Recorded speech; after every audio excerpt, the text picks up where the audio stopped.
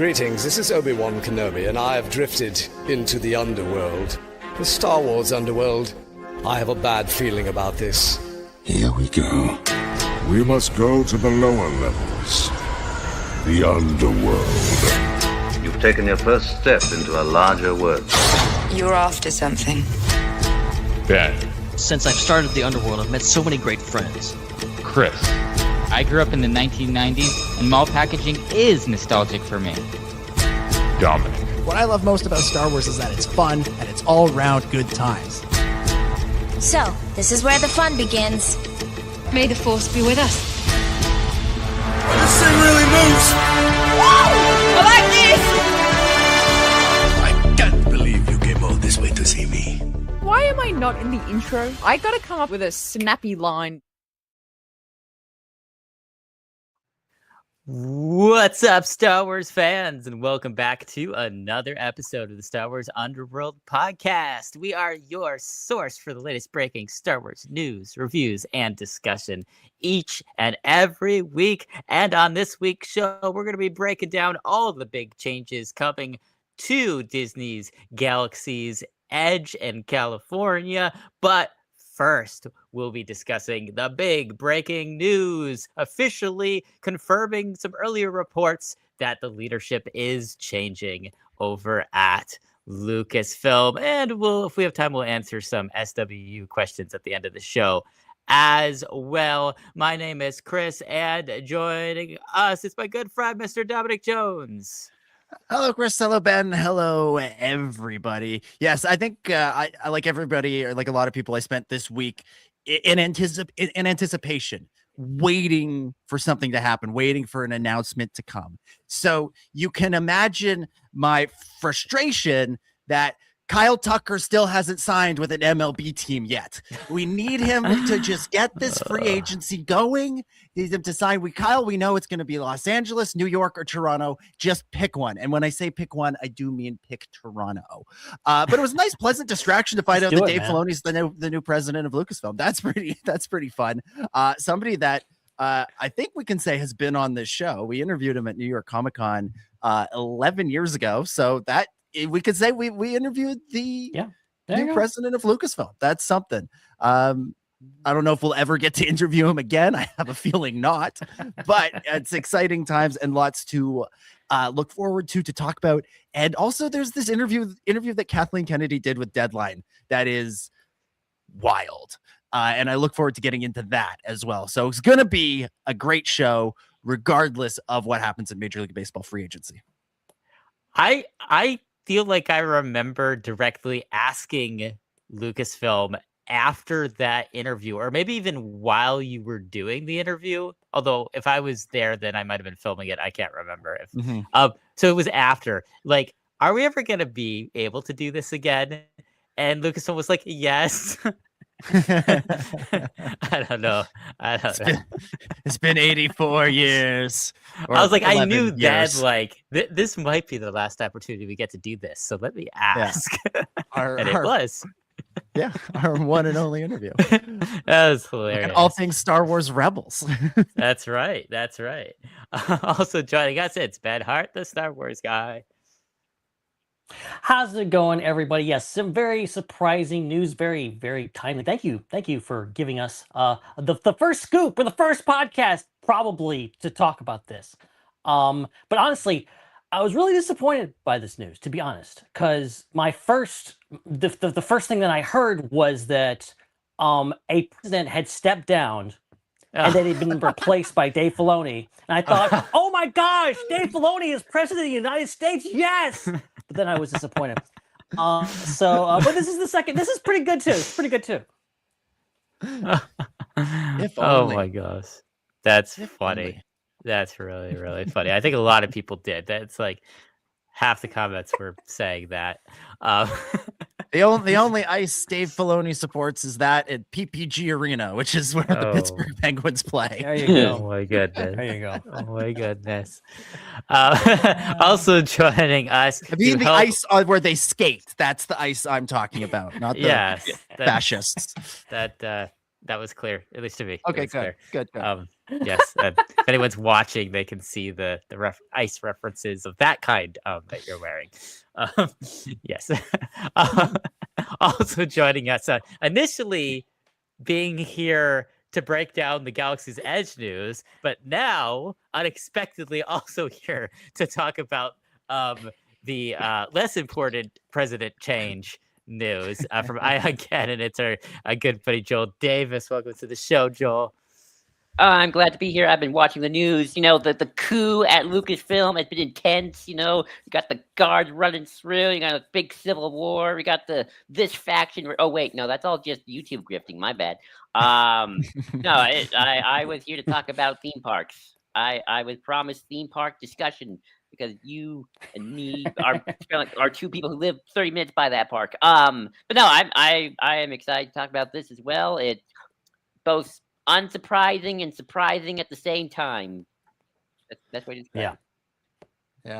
Do you guys remember, like, we've been around for a while, as has Dave Filoni. Do you remember, like, the first time you became aware of this guy who was at the time, what was it? His title was supervising director of the Clone Wars. Do you guys like? I think I do. I'm trying to think back. Joel, what's your earliest memory of Dave?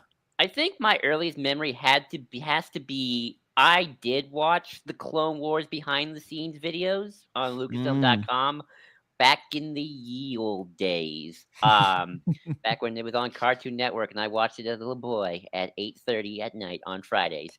I also remember having the Clone Wars movie DVD that I watched a lot of the behind the scenes because I wanted to know about the show. I just saw Filoni appear. I didn't know who he was. I just okay, just person. Like I knew where's George? Like that's the person I always wanted to listen to.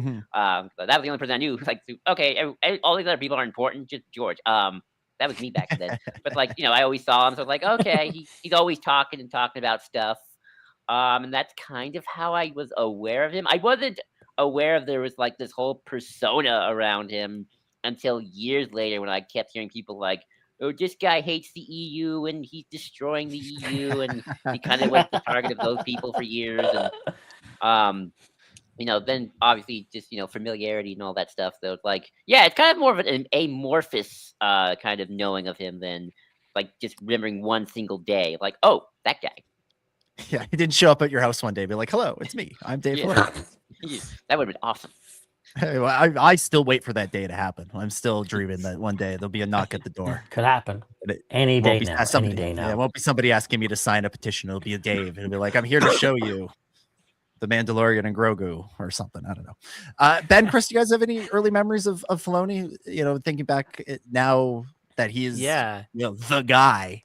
He's always been the guy, but he's the guy now. So I don't remember the first time I ever heard his name or heard him talk or any of that, because he always seemed as soon as, kind of similar to Joel, as soon as I was paying any attention to the Clone Wars, he just was all over any information about that, interviews and documentaries and whatever. So it was probably around the time that the Clone Wars was about to come out or had come out that that I would have first heard about him. But what comes to my mind anytime that he's promoted, because he's been promoted quite a few times since then, and so it's come to my mind again, was my first interaction with him. And so what happened was that my first celebration I went to with my mom and my sister. This was in 2012 when it was in Orlando. This is the first time that I met you, Dominic, at that convention. We knew each other online and been doing the podcast. Was the first time I actually met you in person. And I met a lot of people in person for the first time at that convention, including Dave Filoni. And the way that it happened was me and my mom and my sister were just walking out of the convention center for the day after the first or second day or something at the convention center, going back to our hotel.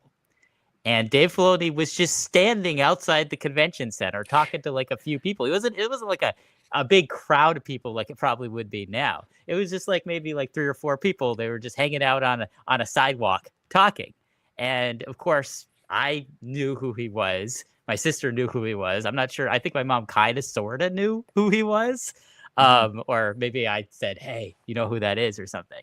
And so, you know, I walk up to him. I cannot remember anything that I said at all. I probably just said like, hi, I love the Clone Wars or something like that.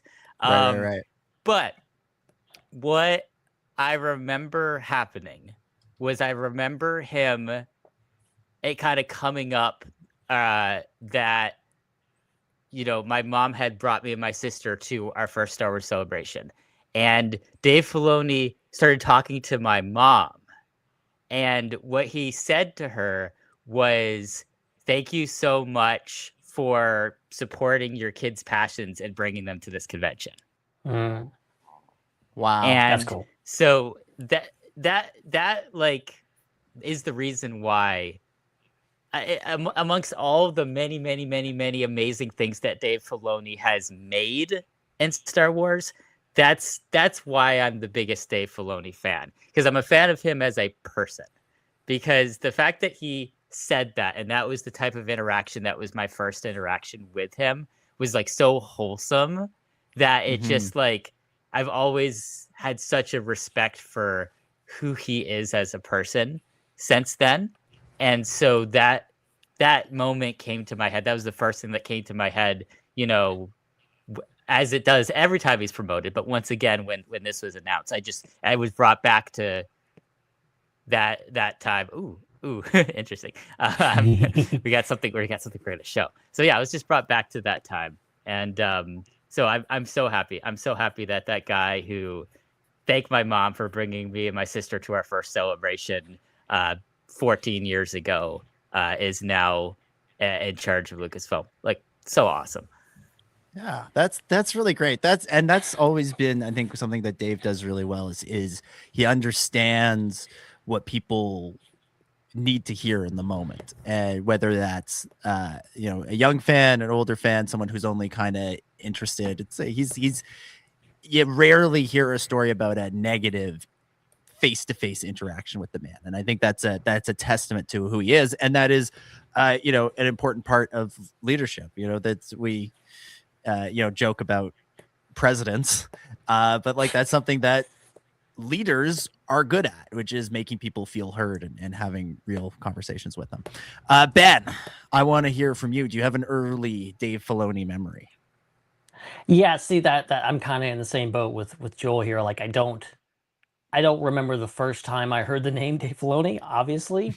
I imagine back in the day, I religiously checked. Like I would get up in the morning.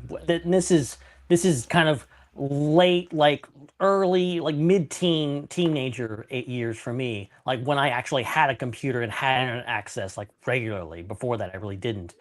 And I would get up in the morning and check StarWars.com for what the latest Star Wars news. I didn't know what a podcast was. I wasn't online that much other than that. And I knew that the Clone Wars movie was coming. I knew all that. I followed the release of The Force Unleashed. You know, all that stuff was happening that day. So I'm sure at some point Dave Filoni saw an interview, maybe picked up an issue of Star Wars Insider, because it did that too back in the day.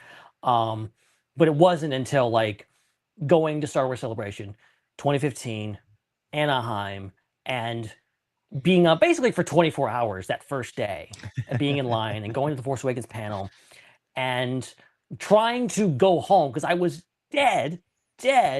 And my dad's with me. He's like, no, let's go back in for a minute. Let's just go back inside for a minute. I'm like, okay, all right. You're going to drag me back into the Star Wars Wonderland. Okay, I can't really argue with you. And lo and behold, Filoni was there. He was just walking the floor. And again, I don't remember. It was just like, like just something.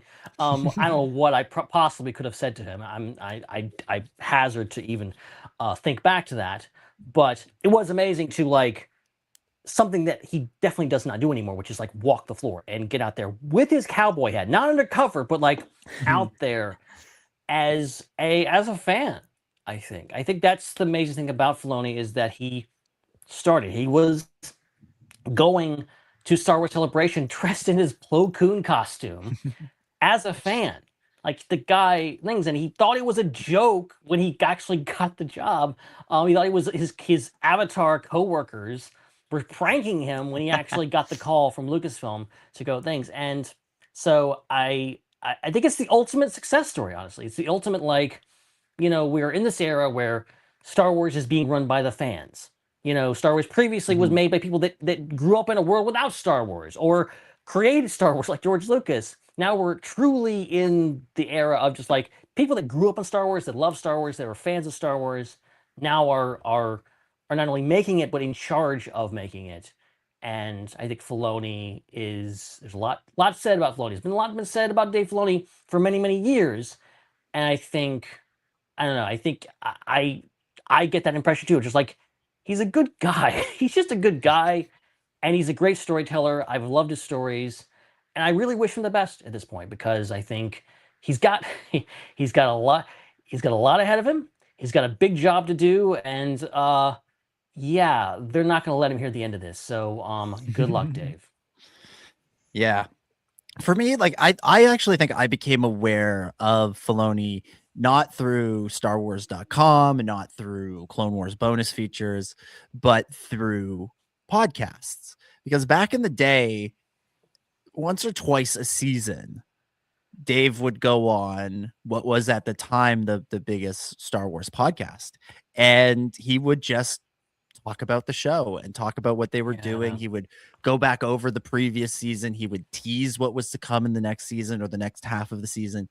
And it was these really like in-depth, fascinating interviews that honestly still hold up to this day for a project that I've been working on and nobody's ever going to see, at least not for a very long time.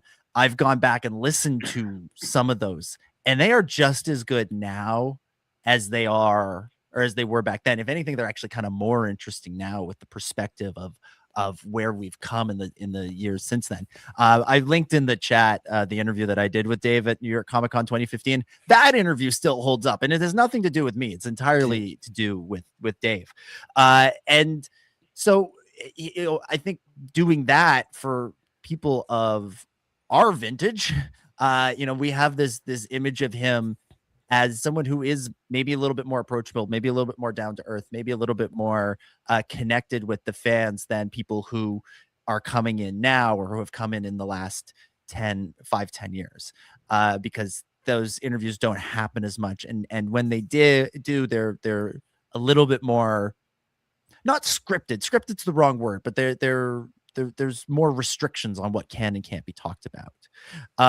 And that's why I think like when Disney Gallery was out and there was that clip that went viral, and it goes viral every once a year or so, of Dave talking about the Duel of the Fates, talking about the end of the Phantom Menace, and he just goes into it and like what Qui-Gon is thinking, what Maul is thinking, what they each represent, how it like speaks to the entire story of Star Wars comes down to that fight. I think it blows people's minds because they're just not aware of that he's capable of this depth. But for us, I look at that and I go, oh yeah, that's just Dave being Dave. Like it almost didn't feel special because I'm like, oh yeah, that's just what he does. That's how he does this. And he used to be able to do this like at celebration panels and all that stuff. My Dave Filoni story, the first time I met Dave was also at Celebration 6 in 2012. I had been to Celebration 5 2 years prior in 2010. I'd been to a lot of Dave Filoni panels, but I'd never seen. I never actually got to meet him. I never actually crossed paths with him. I felt like I was the only one that didn't. And at C6, I remember it was very similar to your story, Chris. And may well have been the same day, just like 20 minutes later, because it was also. I think it was. Leaving. I think it was. Yeah. I remember we were sharing the stories with each other after they happened, and I think we had figured out it was like one sequentially right after the other. Yeah, so we were leaving. I was driving out. I'd road tripped down from Toronto to Orlando for that convention, and I brought with me my brother and my friends Gabriel and Daniel. Dan, who made the Ben Hart, the Star Wars guy intro, and they at the time did not know who Dave Filoni was. They didn't know who he was prior to getting to Celebration, and then we went to these Celebration panels, and they were wowed by him and wowed by what he represented and the way he talked about Star Wars. And as we're leaving, I think Dan goes, hey, we're in the van, we're leaving, and Dan goes, hey, there's that Filoni guy with the cowboy hat. He's right over there. And he was like, he had like migrated away from the exit door where you saw him, Chris, to somewhere a little bit further along. And we realized he's outside on the phone, kneeling down and writing stuff. And if you're watching live, you can actually see a picture of this, and you'll understand why as the go further into the story. I did not take this picture, by the way. So we get out of the car, we go over, we're sort of waiting for Dave, and he's on the phone.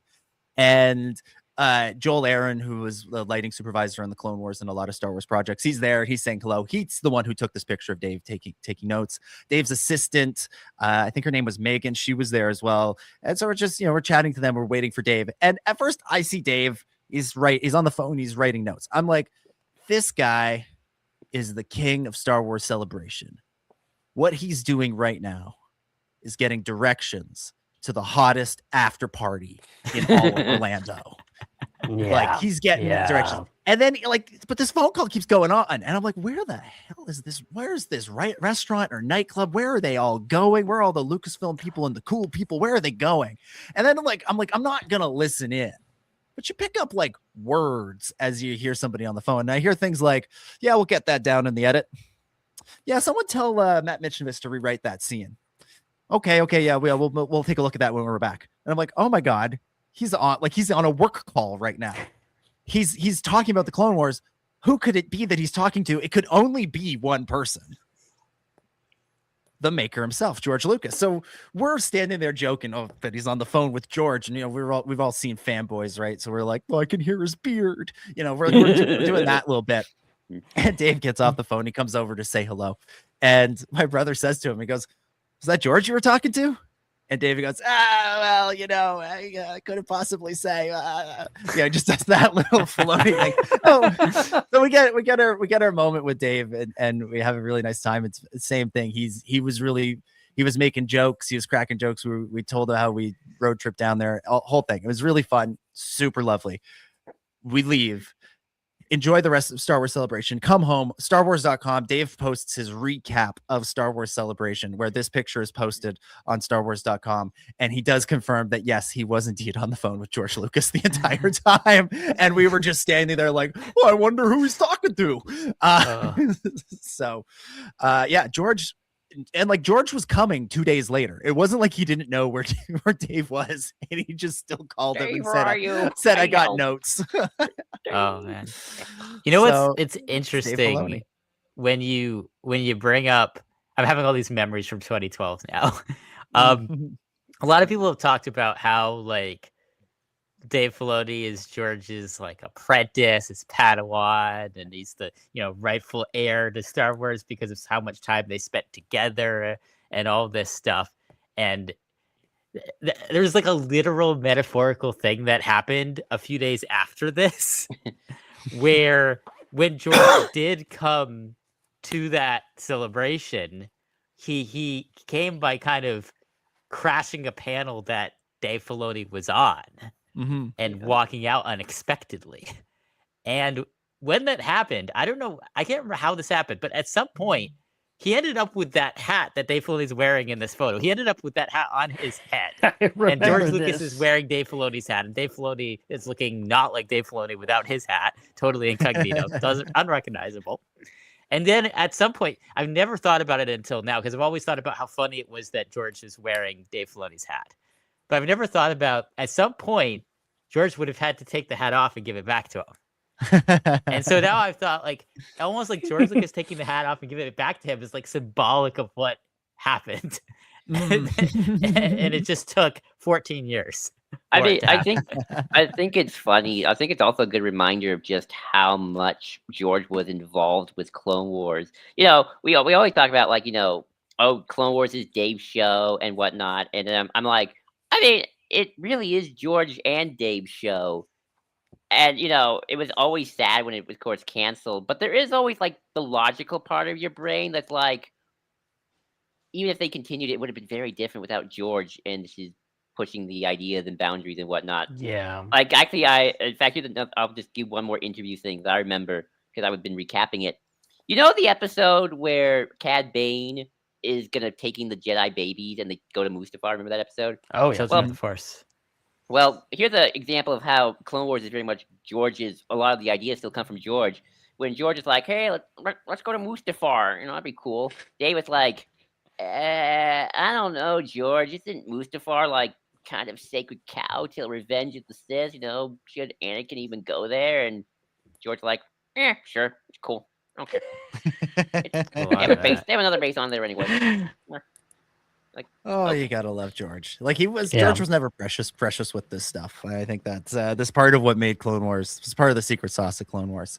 But yeah, Dave Filoni is the new president. He's been around for a long time, and as we just told with all of our stories, we'll talk more about what this means for the future of Lucasfilm in a moment. But I think we've gone long enough without plugging anything. So Chris, over to you. Let's do our beginning of the show, quote unquote. Plugs.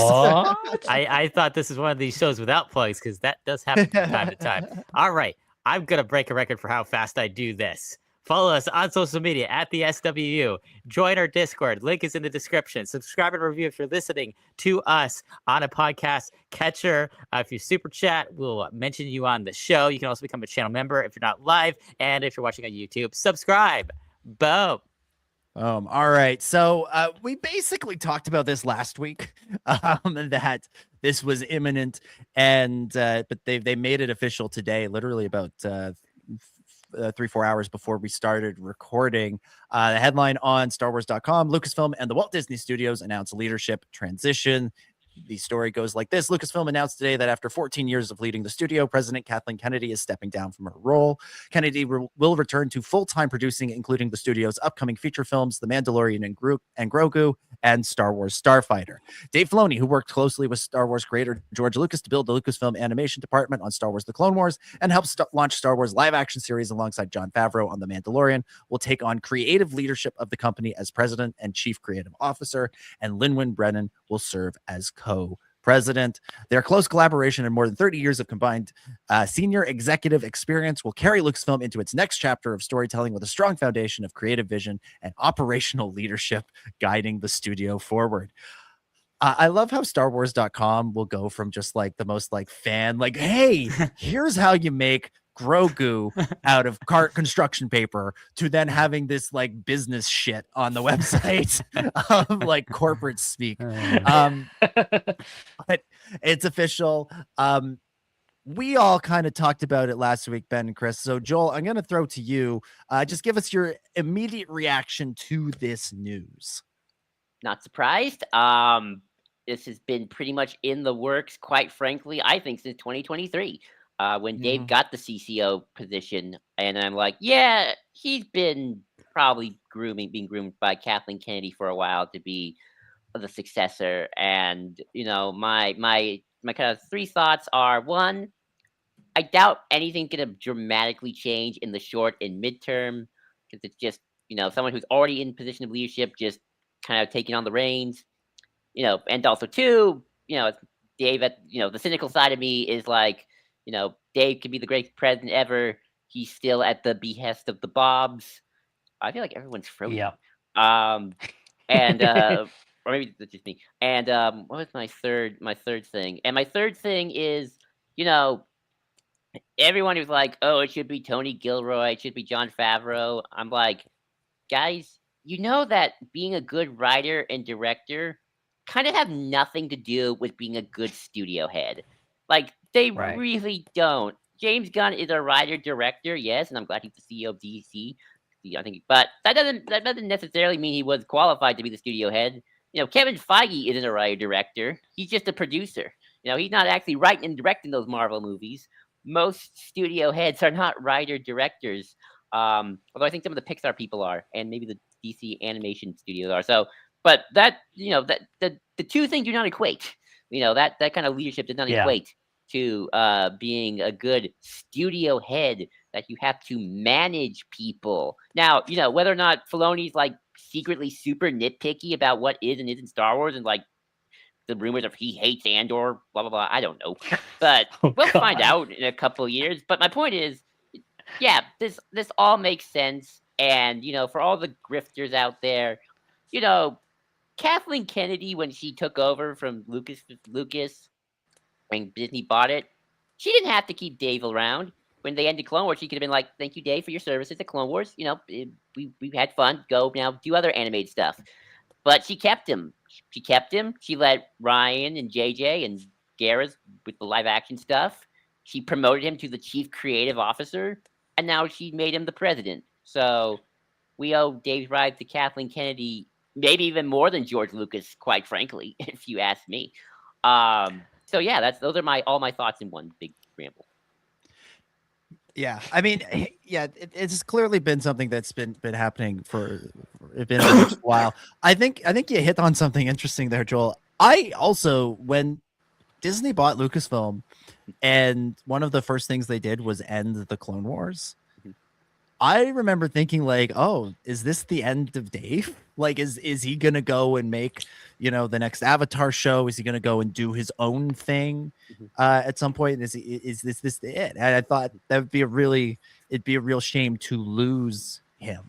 And he did take a little bit of a backseat for a few years, with Rebels, not necessarily, and this isn't a comment on the quality, just on its visibility was kind of the secondary thing compared to the movies, and then to see him reemerge around 2018 2019 as Jon Favreau's creative partner on The Mandalorian, suddenly it was like, oh no, this guy is being set up for greatness, for whatever the next thing is. And I think it was very, very telling that at Celebration Japan last year, the Mandalorian and Grogu panel began with the Starfighter announcement, and it was Dave and Kathy together making that announcement. Favreau was not on the stage. Pedro Pascal was not on the stage. No one else from the Mandalorian and Grogu was a part of that. It was the present of Lucasfilm in Kathleen Kennedy and the future of Lucasfilm,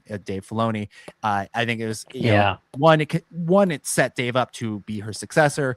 Two, it showed that this was a shared vision between the two of them. So it wasn't going to be, and we'll talk about this a little bit more in a moment, a turf war when somebody took over of like, oh, I didn't love that idea, that Starfighter idea from the Stranger Things guy with the with the Barbie and the Notebook dude in it. I'm not really vibing with it anymore. We'll just kind of bury it on Disney Plus. We'll give it the war between the land and the sea treatment for all of my Doctor Who fans out there. I know what you mean. We will. It wasn't going to be that. It was, they're both invested in this movie. They're both excited about it. And it will see, it will get its wide release, and it will have the full support of the current and past leadership at Lucasfilm. As I said, like last week we did talk, I think we talked a lot about Dave, and we've already talked a lot about Dave. I think it's worth taking a few minutes and talking about Kathy and talking about her legacy as president of Lucasfilm over the last 14 years. So Ben, I will toss to you. What is your view on the legacy of Kathleen Kennedy when it comes to Star Wars? Yeah, because it's an interesting one, because Kathy comes in with, if she had decided in 2012 to be like, yep, I'm good, I'm going to retire, she still would have been regarded as like one of the greatest producers in Hollywood history. But then she went on and goes, oh yeah, I'm going to do a bunch of Star Wars movies and lead this company and take off and take on this role that George Lucas handpicked for her. And I think, it has not been without bumps in the road, obviously. But I think you could, I'm not saying I'm making this argument, but you could make the argument that Kathleen Kennedy had a better track record than George Lucas in making successful, beloved Star Wars projects. You could make that argument because I'd make that argument. Obviously, because like there's more, and obviously it's an unfair comparison because like there's more content that we got more content in the last 10 years than we did the first 30. And like, there is a big thing, but like I think she did an admirable job. It was not without mistakes, it was not without flaws, but she showed her stuff. And I think it proves that she's the right person for the job, that she was the right person to carry this franchise and the company through what was a tumultuous time, being in the fandom, being that this was the first time without George Lucas, George walking away and doing that, a tumultuous time in Hollywood, tumultuous time in the world, in history, and she pulled it through and made, in my opinion, some of the best Star Wars content and some of the best Star Wars stories that we've ever seen.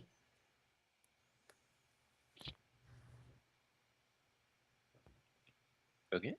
Yes, agreed. Yes. Agreed. Ben, you did that thing where we thought you were going to say more, and then you stopped talking again. I know my speech I was pattern is weird I was tonight. ready for more. I was ready to continue the charge. Chris, over to you. Your thoughts on Kennedy's legacy. Honestly, I feel like the only thing that's maybe not the best is like completely out of her control. Like I feel like we've gotten almost like two Star Wars universes while she's been in charge, that of the sequels and that of what's been on Disney Plus.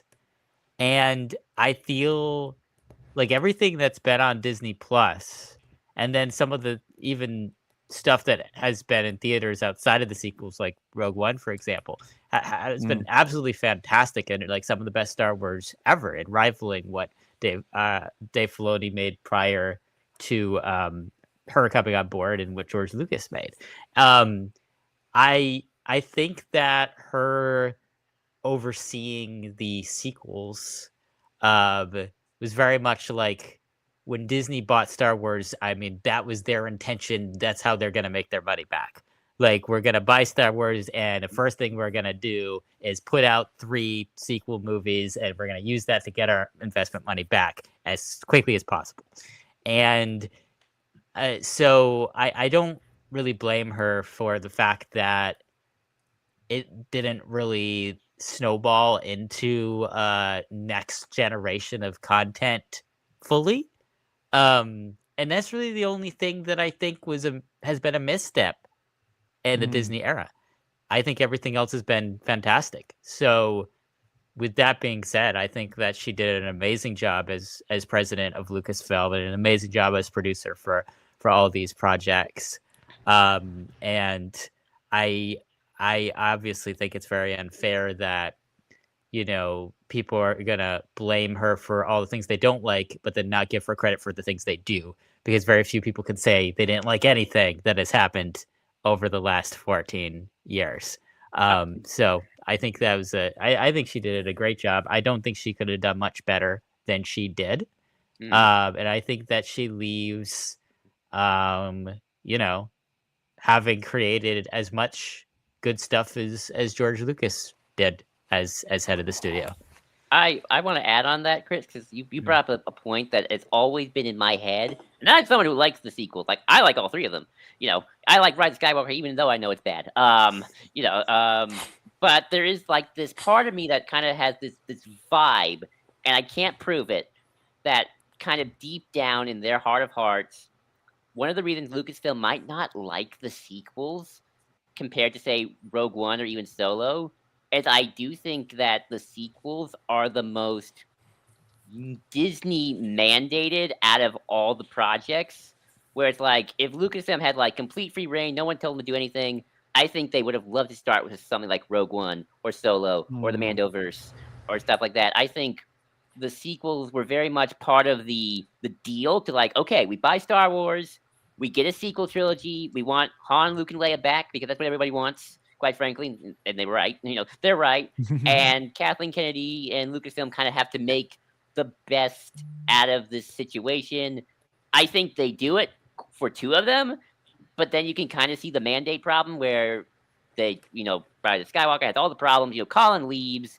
They have no idea, what that movie's going to be. They don't push it back to give them room to breathe. And it's sort of like, this is kind of like my secret of like, I feel like by the time they got to Rise of Skywalker, they were like, we're just done. We're just put it out there. We're moving on to the Mandoverse. We're done. We're over it. Mandoverse like is kind of what we want to do anyway. And Yeah. they were just kind of like, okay, we're done. We'll maybe go back to Rey because we kind of like the character, even if we don't really care about anything else. And clearly they like Ben Solo. We know. I was going to say, Ben. I was going to say, Joel. The one sort of hole in your theory there was just how far the hunt for Ben Solo got into development. I think they like the characters. I just don't think they cared for how the movies were initially kind of forced upon them. And they kind of developed some aspects of liking parts of it. And I've always heard like conflict between JJ and Lucasfilm with Force Awakens, but we don't have to get into that. But but I do think, I think Kathleen Kennedy overall has done a great job kind of keeping the integrity of Lucasfilm intact as best she can out of her circumstances. Like she didn't cancel the Clone Wars because she hated it. She canceled it because Disney didn't want to pay the money, and also George left. So you kind of lose your big creative pulse for the Clone Wars. The Acolyte got canceled because they didn't want to do streaming and a bunch of other reasons. So I think she has handled it as best she could. And I think she has produced as much good Star Wars stuff as George, if not more, and probably stuff that's going to be as mainstream as his 6 movies and TV show. So her legacy is pretty great. Yeah. I think obviously I think Kathleen Kennedy's great strength is is producing movies and producing shows, and she's been very, very successful at that with Lucasfilm. The proof is in the pudding. There's been far more hits than there have been misses in terms of critical response, in terms of audience response, and in terms of box office and streaming numbers. We can all sit here and debate which ones are the hits and which ones are the misses, but overall, I think we're going to largely come out with more hits than misses. Yes. What I think where Kathleen Kennedy's legacy, I think it's a little bit more complicated, is I think she wasn't great at managing up. Excuse me. She's very good at managing down. She's very good at getting the right people in place to make the movies and shows she wanted to make. I don't think she was as good at dealing with Disney. And that Hunt for Ben Solo story, I still see as like super eye-opening about things, because so many of the things that I think we've put on her over the years are actually things that were mandated to her by Iger, Bergman, Horn, all of the Chapek, like all of the various guys that have been the head of either Disney or Disney Studios. And that's where things get messy. And that's where, only certain shows can get made. And the ones that do get made, if they are, a little bit more challenging, like Acolyte, well, if they're not, if they aren't the mega hit that a Star Wars show is expected to be, they don't get the chance to grow the way a normal show would get a chance to grow.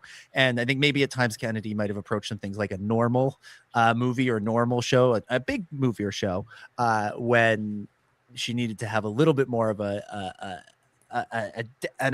deft hand at dealing with the board, so to speak.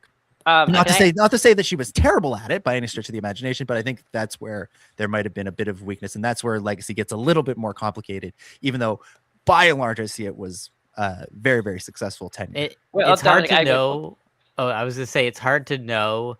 I mean, this is similar to the comment that Din made. She fought for Gilroy Andor, which gave us the greatest work of pop art of this generation, which I definitely will agree with that. I think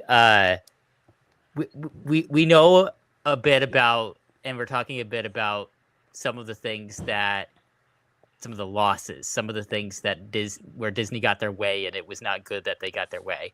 But also important to think about all the times that she was successful at convincing Disney to do something they didn't want to do, and she got it done anyway.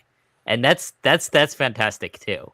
And we don't know. I don't know if we'll ever know like what the win-loss is on that, like of all the things that she went to war with Disney over, how many times she won, how many times she lost. We will never know the answer to that. But I think it's fair to say that there are moments where I think she did successfully manage up, just like there are moments where she didn't. And so I think that deserves a lot of credit too. And of course, she could have won a little bit more, but Yeah, is it realistic to imagine that she would win every debate with Disney over every single thing? Brings up an interesting topic to be maybe this is actually kind of the one concern about Dave being the president, where I actually kind of agree with the concern, even though we have no proof of the pudding. Kathleen Kennedy is a powerhouse in Hollywood. She's probably one of the most powerful producers in Hollywood. She's been there for years. She's produced some of the biggest movies of our time. She's with George, Steven Spielberg. These are the old guard. They're no longer the young rebel. They're the elite of Hollywood. They're the old guard of Hollywood now. Dave, we love Dave. He's a nice guy, but he's not a powerful Hollywood producer. He is the Star Wars guy. Not Ben Hart's Star Wars guy, but he's the other Star Wars guy. He has just done Star Wars. We don't know yet how Dave is going to handle those corporate boards, if he even likes doing that. Now, maybe that's what the co-president's thing's for, and maybe she's more cutthroat than even Kathleen Kennedy is, perhaps. I don't know. I don't know. Lin-Wen, is that her name? Lin-Wen Brennan. Lin-Wen Brennan. Maybe she's more cutthroat and can handle Disney boards and stuff like that. But again, in Hollywood, clout is everything. And Kathleen Kennedy and Bob Iger have been compatriots for generations at this point. We're like decades. They're around the same age. There's also a chance Bob Iger is about to retire this year, according to a lot of the same insiders who were saying Kathleen Kennedy, and got it right, by the way. So, Dave might have to deal with a new CEO who might be a bit on his age. So maybe there's a bit more of an equality there. But, as long as Iger is still there for how many months yet, Dave is still kind of fresh blood, and Iger is, kind of Hollywood royalty. So it's kind of like, is Dave going to be able to handle that part? That is, I think, a legit concern we can have. Or Lin-Wen, of course. Yeah, that is. I think that's the big unknown of all this. Is what to expect from Lin-Wen Brennan. Obviously, a very, very, very accomplished person. She's just always been behind the scenes person, and likely will remain that way. But that's the question, and I think her job is going to be to go into those rooms with the Disney board with, that sort of irrefutable argument that this project that Chief Creative Officer Dave Filoni has decided upon is going to be the next Star Wars one, that Bob Iger, or whichever Bob replaces him, this is why you need to fund this project. This is why this project is going to work. This is why the demographics, blah, blah, blah, and be able to go in there and fight for it. And as we've said, that's always easier said than done. And who knows how many fights were had and who, which score, who actually won in the end, who had the higher score of wins and losses between Kennedy and the Disney board. And the thing too is, I think we've mentioned a lot, like, what are the things that Kathleen had that Dave doesn't have, but it's also fair to kind of reverse that and be like, what does Dave have that Kathleen doesn't have? And I think that the key thing there is, with Dave being the chief creative officer and being more from the creative side than the business side, he's going to come with an understanding of the material that Kathleen never would have had. I mean, I don't want to say that Kathleen Kennedy didn't understand Star Wars, because clearly she did. She was picked by George, not by Disney, to run things. But you got to think that somebody who's actually writing the material and directing the material has some level of understanding of it beyond the producer. And because it's coming from, he's the one that's just generating it. It's his ideas. It's coming out of his head. And so I've got to think that there's a difference between trusting a creative's idea versus trusting a producer's concept of a creator's idea. Because Kathleen can come and say, okay, I think this is a good idea, we should do this, or this is a bad idea, we shouldn't do this. But she's kind of looking at it as a business person, analyzing what has happened with different creators' works in the past. Whereas for Dave, it's straight creative intuition. It's like the same thing that is having him decide, this is the line that Ahsoka needs to say in this pivotal moment in this script, is the same. That's coming from the same place as, we need to do this movie, or maybe we shouldn't do this movie. Like, it's coming from the same sauce.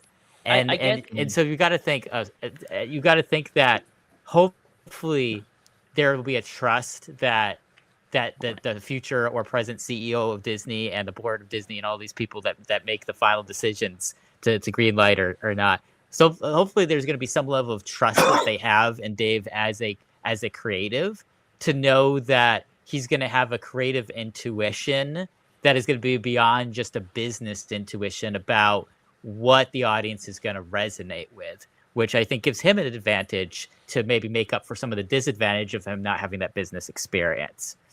I guess it all kind of depends on like what the CEOs even like, because like Dave can talk about all these great moral things, and then the CEO of Disney decides it's like, yeah, but where's all them laser swords and stormtroopers? We need some. We need them Wookiee people. We need the toys. Well, we need and I think if we're talking about the differences between Kathleen Kennedy and Dave Filoni, I think Kathleen Kennedy ultimately, I believe, is someone who is perhaps most comfortable on a movie set. She is most comfortable. She's most in her element doing behind the scenes stuff, making everything run as smoothly as possible, as producers do. Not to say that she didn't go out on stage and bring it when she was on things, but I don't think that was her specialty.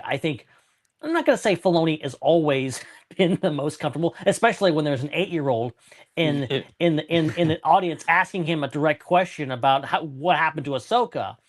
But Filoni is a front man. Filoni is one for he loves.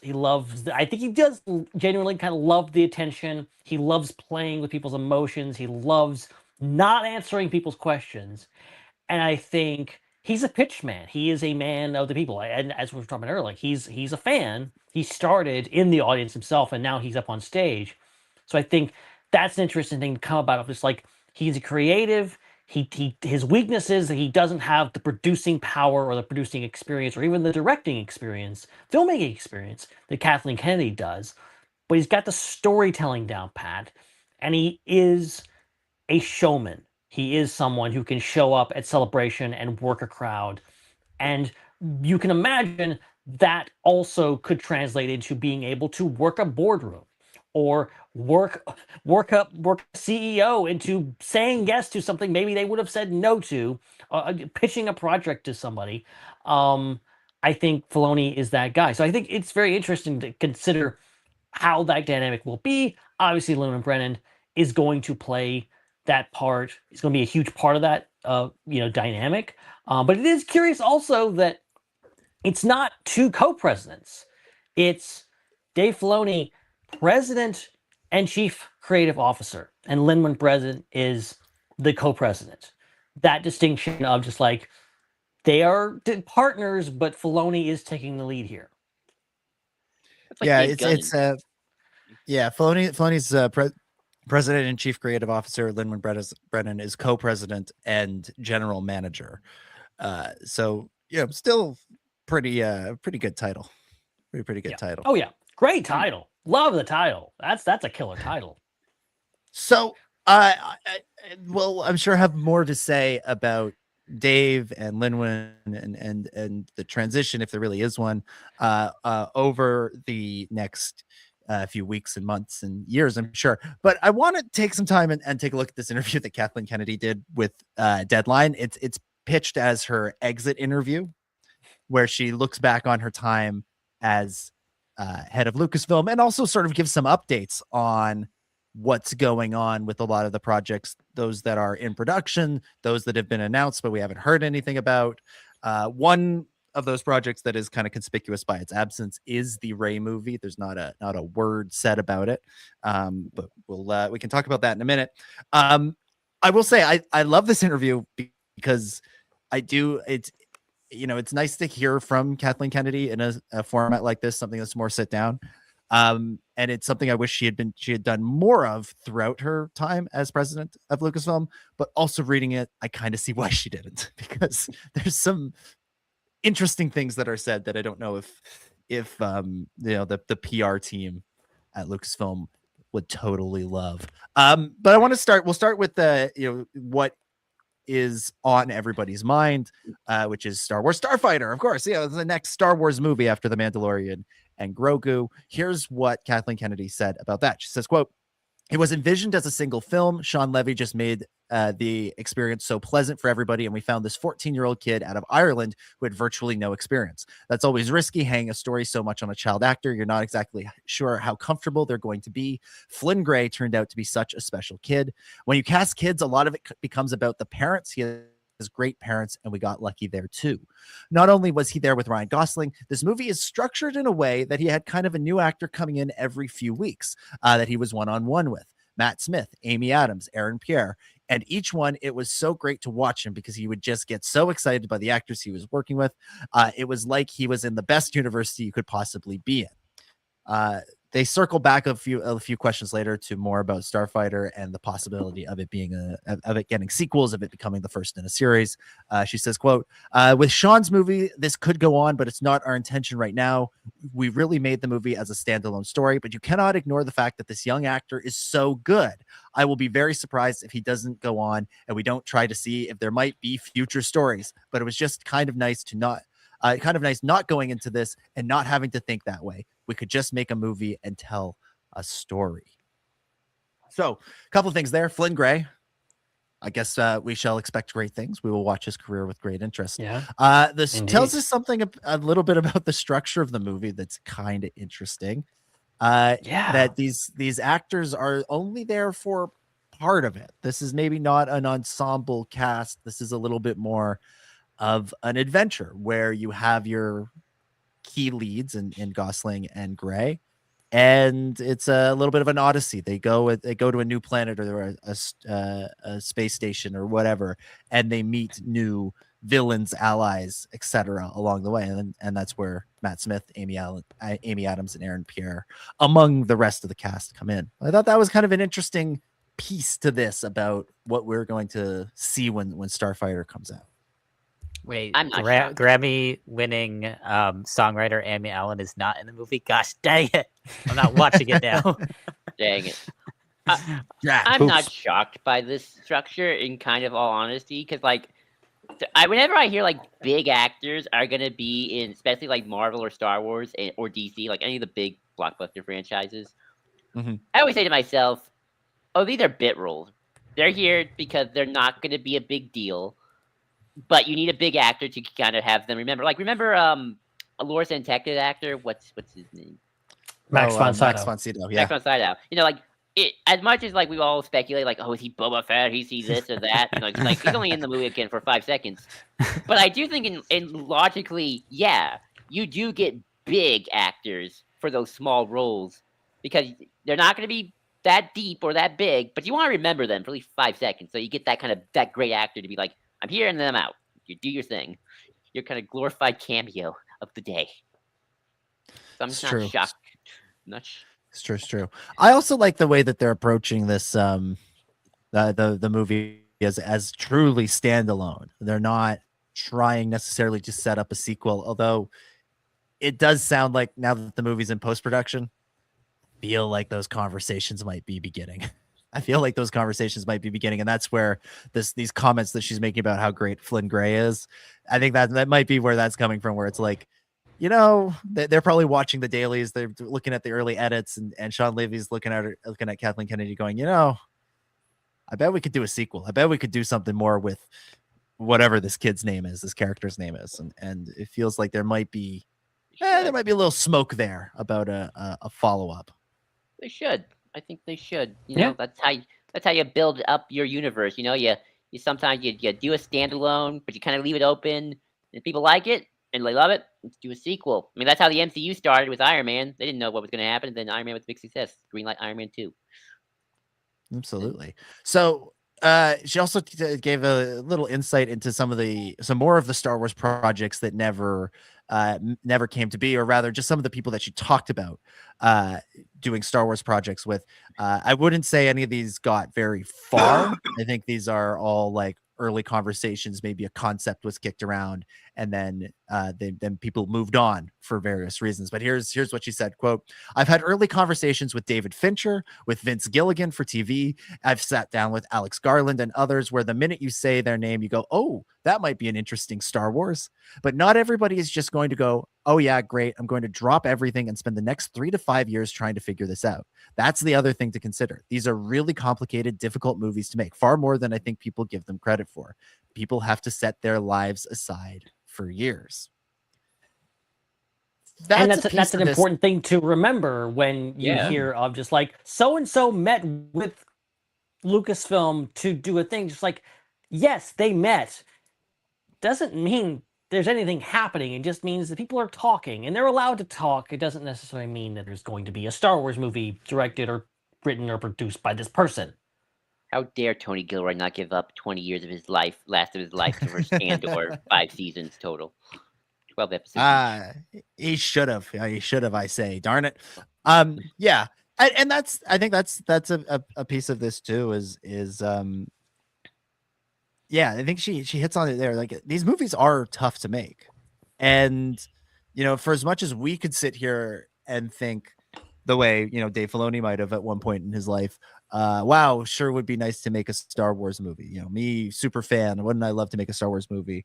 You know, David Fincher, Vince Gilligan, Alex Garland, these are all guys that have made a lot of really interesting, really exciting, and really good movies and shows over the years. And a lot of them are original ideas. And if I'm Vince Gilligan, right, Pluribus is one of the best shows on television right now. And that's like something that he owns. It's entirely his thing that he created. I guess Apple technically owns it, but you know, like, it's his thing. He's not fighting with canon. The only canon that exists is in his head. That's stuff that he's making up. Right. And I can see someone like that, or Alex Garland or David Fincher or any of the other people that she met with, being like, yeah, you know, I'm creative. I love making movies. I love making shows. I would love to make a Star Wars movie, but what else could I do in those 3 to 5 years? What else could I make?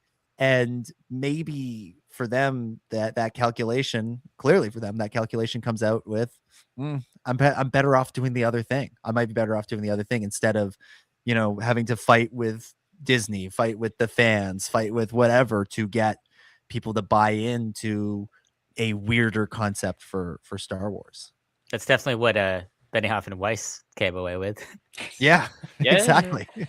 And you know, as much as I do like want to see veteran directors or showrunners, there is something, I think, as to why a lot of the time studios either pick someone like a Jon Favreau, because he's kind of in this weird position of journeyman auteur who kind of is a company guy, a Sean Levy, who's also, again, he's very effective. You know, he doesn't make the most artsy films, but he's very effective at what he does. Or kind of people who are starting out, and it's like why Marvel picks these people, because like they're kind of starting out, they're young, and in some weird way, it can help jumpstart their careers more than, you know, they want to stick with that. Like Ryan Coogler is a great example for Marvel because he did Black Panther, and that's a great movie, and that made $1 billion.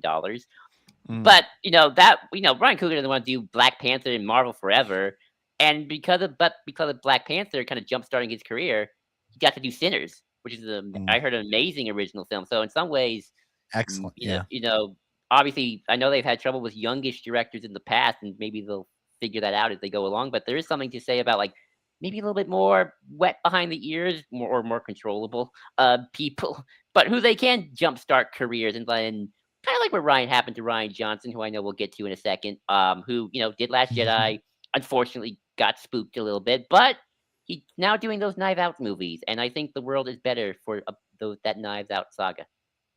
Yeah, I agree there. I will just say about Ryan Coogler, I think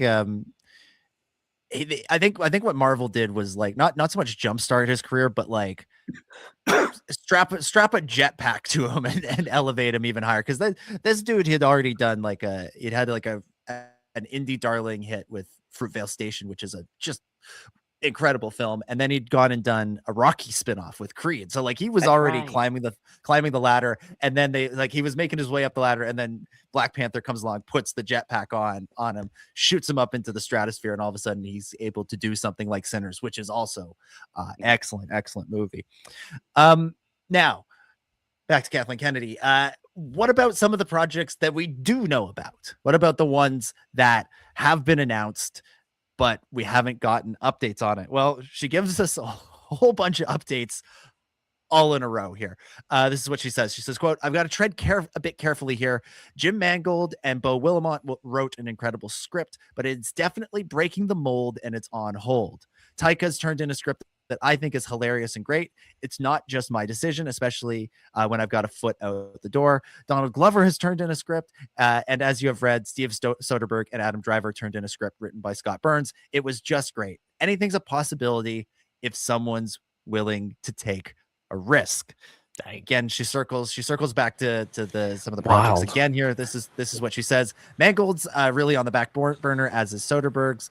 I think the ones by Taika and Donald are still somewhat alive. That's really going to be up to the new team to figure out. Dave, I know that Dave and Linwin are very much on board with what Simon Kinberg is doing, and that would be a new trilogy. In the timeline of things, that takes you well into 2030 plus. So that's really what's up next. Kennedy Unleashed. Let's go. Yeah, we'll come back to Kinberg's thing in a minute. But yeah, go ahead, At this Ben. point, I think I just it's nice to have this honesty. Also, I'm theorizing so many things. I'm like, we haven't heard about Sharmeen Obaid-Chinoy in a while. Is that just being folded into the Kinberg stuff because maybe that involves Ray? Like, I'm so many thoughts. But it's nice to have, like, she's pulling a James Gunn here. Like, she's doing James Gunn where she's just like, yeah, okay, this and this and this and this and this. Like, she doesn't care. She's on their way out the door. She doesn't give a crap. Like, she's just gonna tell it all. Yeah. And she kind of spits in Bob Iger's eye a little bit with anything's a possibility if somebody's willing to take a risk right after talking about the hunt for Ben Solo. Just a little bit of like, was going to poke you in the eye on the way out. But okay, so James Mangold, Dawn of the Jedi seems to be officially on hold for the time being. From the way she talks about it, it sounds like it might be more in the hunt for Ben Solo camp of it's not happening. I got more sounds like. Yeah. I got more the impression James Mangold was just doing so many things. He is doing a lot of stuff. He's a very busy director. That maybe it's like, maybe James Mangold wants to do his original stuff or that DC movie with then before he goes to Star Wars. Yeah. Well, so see, they announced Mangold in 2023 at Celebration in London, right? I think if a year later, A Complete Unknown comes out, which is the Bob Dylan movie that he was working on, that comes out, that's done. His script that he's written with Beau Willimont is ready to go. From what she says here, it's an incredible script. I think if Kathleen Kennedy, Bob Iger call him up and say, we're ready, we want to, we're ready to go ahead. Here's our start date we have in mind for pre-production. Are you ready? I think he's there. The waiting around and dragging our heels, and I think a lot of that was because they were figuring out this succession plan.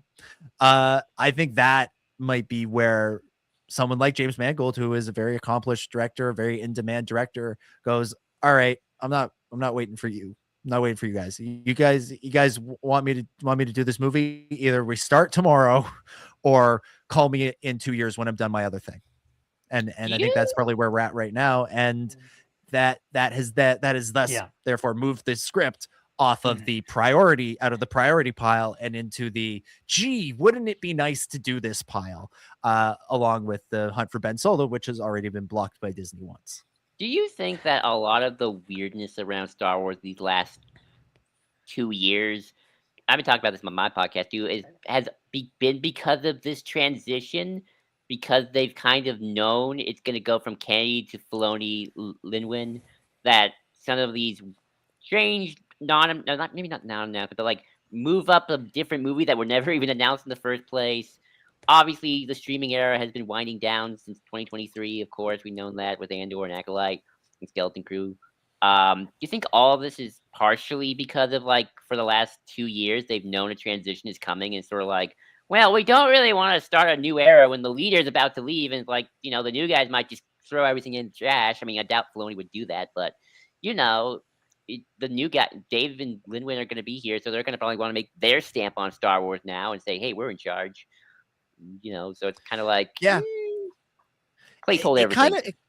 It kind of makes you question the wisdom of that celebration announcement, like, in a way. Like, I know everybody, that's what we wanted going into that celebration.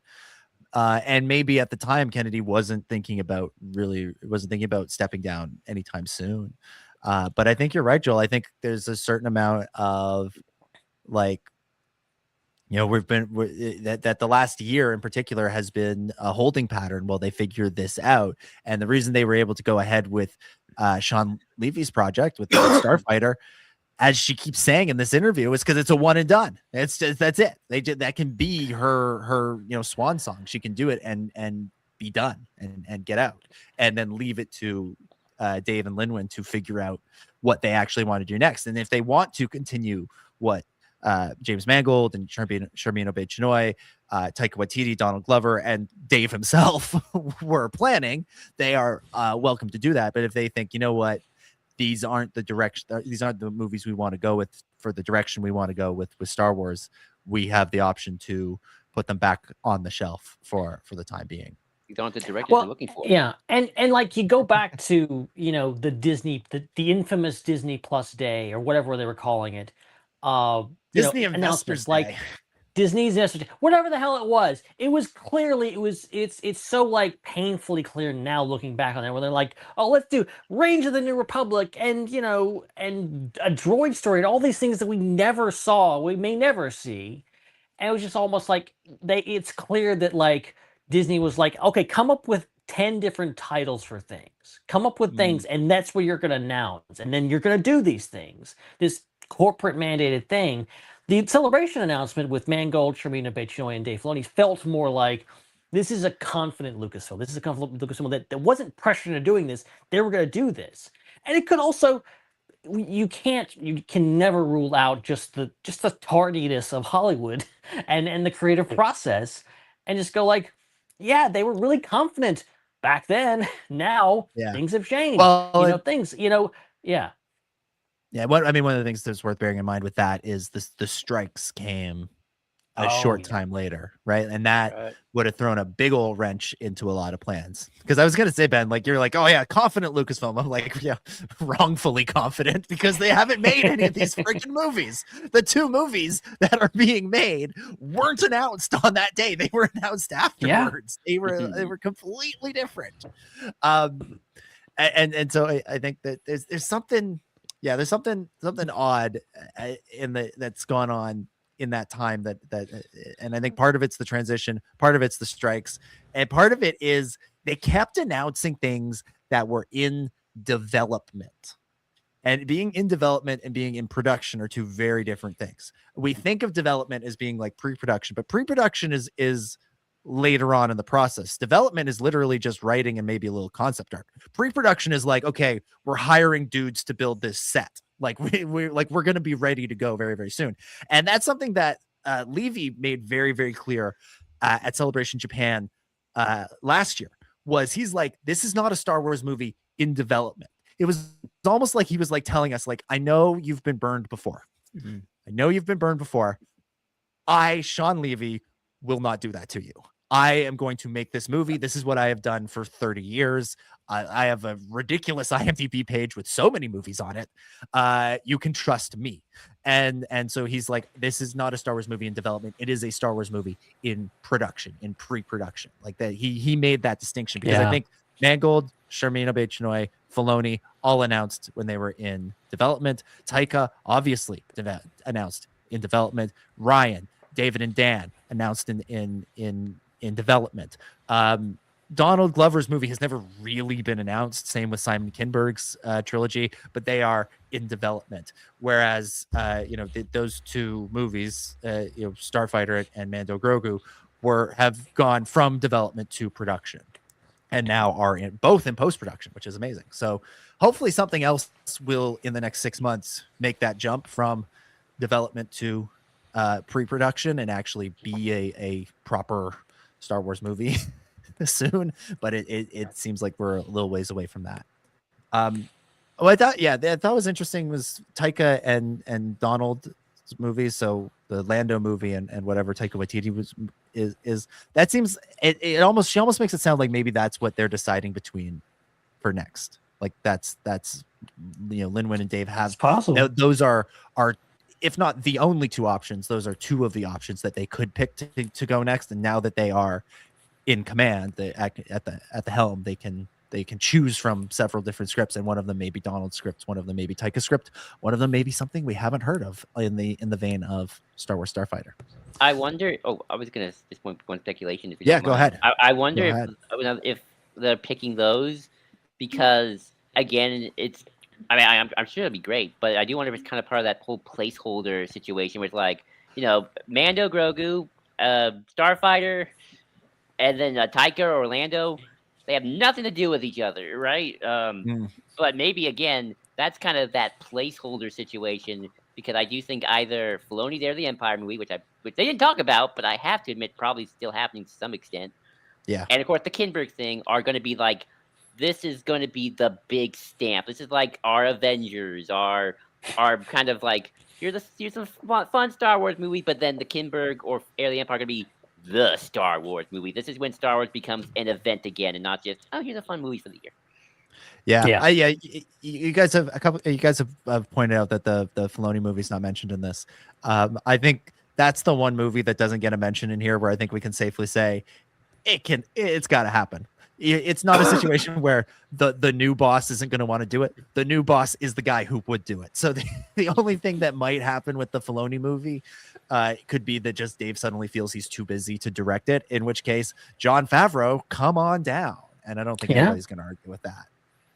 And if Jon Favreau doesn't want to do it, maybe Robert Rodriguez wants to do it. And if he doesn't want to do it, Rick Famuyiwa, it's your turn. There's talent there in the Mandoverse that can easily jump in. On Kinberg's movie here, this is kind of interesting.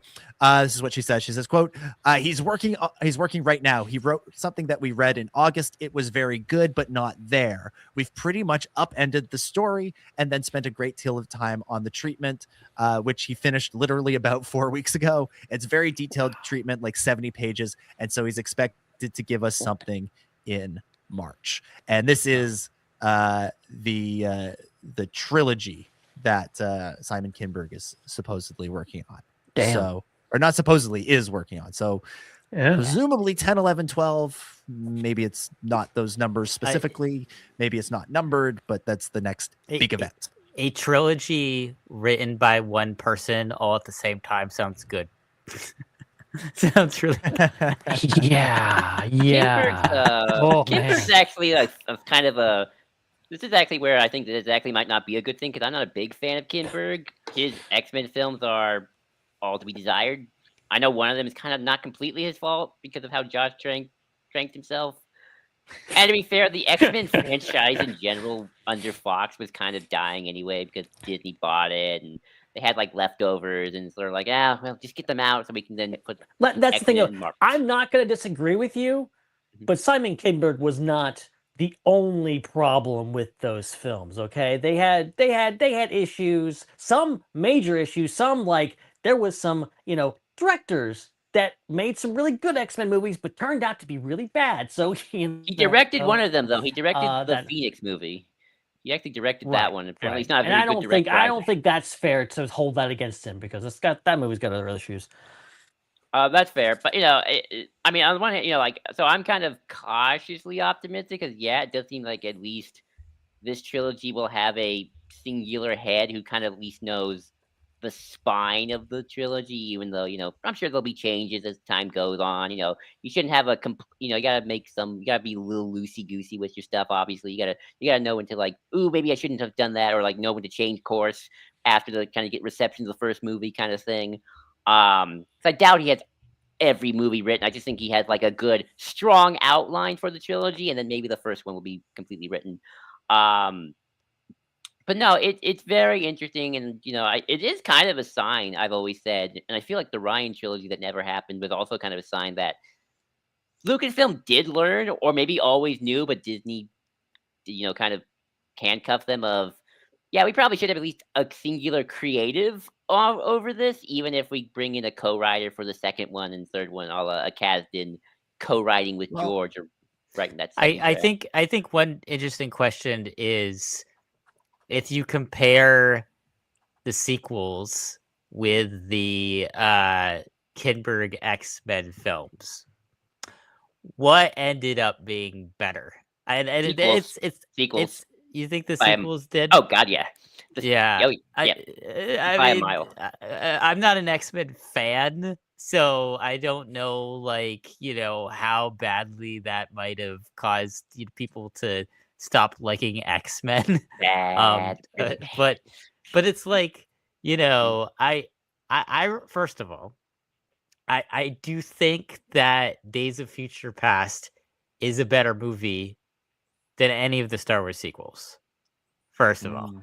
Now, at the same time, I think perhaps some of the other X-Men films were not as good as some of the Star Wars sequels. So I think it had higher highs and lower lows, is what I'm going to say. So I think that really what we can only hope for is that we get something like Days of Future Past and not some of these other ones. I probably remember the X-Men franchise, and I know I was a fan of the X-Men franchise. Although unfortunately, one of their directors is also a terrible person. I forget his name, but he directed also the best one. So you get the original trilogy, X-Men 1, 2, and 3. The first one's okay. Everyone loves the second one. I think the second one's pretty good of that era. You kind of have to be in the mindset of the early 2000s superhero era. And the third one's got problems. It's not as bad as people say it is, but it's kind of bad. You get Wolverine. That guy. Let me pop in here. So here are the X-Men movies that Simon Kinberg worked on. Since we're going down this rabbit hole, he wrote X-Men: The Last Stand, which is X3. He produced good. First Class, excellent. He wrote and produced Days of Future Past, the excellent. Best. Wrote and produced Apocalypse, wrote, produced, and directed Dark Phoenix, and produced the New Mutants, which I don't think anybody saw. So so it's 50-50. It's 50-50. I think Kinberg this is where I'm going to compare Kinberg and Lucas, although I think Lucas is probably even better. Kinberg is that kind of guy who's like, you want him in like the producer camp, and maybe he writes the first draft, but then you bring in a Lawrence Kasdan to like tighten the script up by like all of it. That's how I kind of feel Kinberg is in terms of like his stuff. So this is where I think it's important to now consider our chief creative officer and president, right? Like, this is the guy who is ultimately leading things. And so he now gets, Kathleen Kennedy hired Simon Kinberg. And I do think she hired Simon Kinberg in part because he is somebody that has worked well with Dave Filoni in the past on George Star Wars Lucas Rebels. actually had connection to Kinberg too, actually. Yeah. Kinberg had connections there. So they bring in this guy to get the ball rolling. Now, Dave and Linwin can decide at a later date, you know what, Simon, thank you for the work that you've done, but we're going to bring somebody else in to continue this, or they can keep him on board. But this movie is going to be a creative conversation between Dave and Simon and probably a whole bunch of other creatives at Lucasfilm in the story group, other producers, the concept artists that are working on it. And yeah, as you said, Joel, whoever comes in to ultimately direct these things, that they become a big part of that conversation as well. So I think that's where a guy like Simon Kinberg is going to be really effective and really good, is that he can serve, like you said, that producer role. He can get the ball rolling on the writing process. He can be the sole writer if that's how they decide to go with it, or they can bring in somebody to punch it up later. Or maybe, Dave does a bunch of punching it up himself and just, goes uncredited on it, because that's what the chief creative officer can do, sort of like the showrunner on a TV show. Yeah, and I as long as I think I would be okay with that, and as long as also the directors are more Irving Kirchners than Mark Wands, who are being shadow directed by George.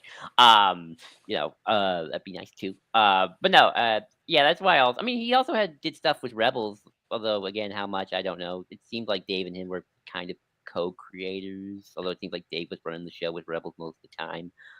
Yeah, Definitely, I think definitely a creative relationship there. Yeah, I think Simon was very involved in season 1 and early season 2, and then he kind of stepped away to work on his on those X-Men movies, on other and a whole bunch of other projects that he was producing at the time. You look at his filmography from sort of 2014 to 2018. There's a lot of movies on here that he was producing.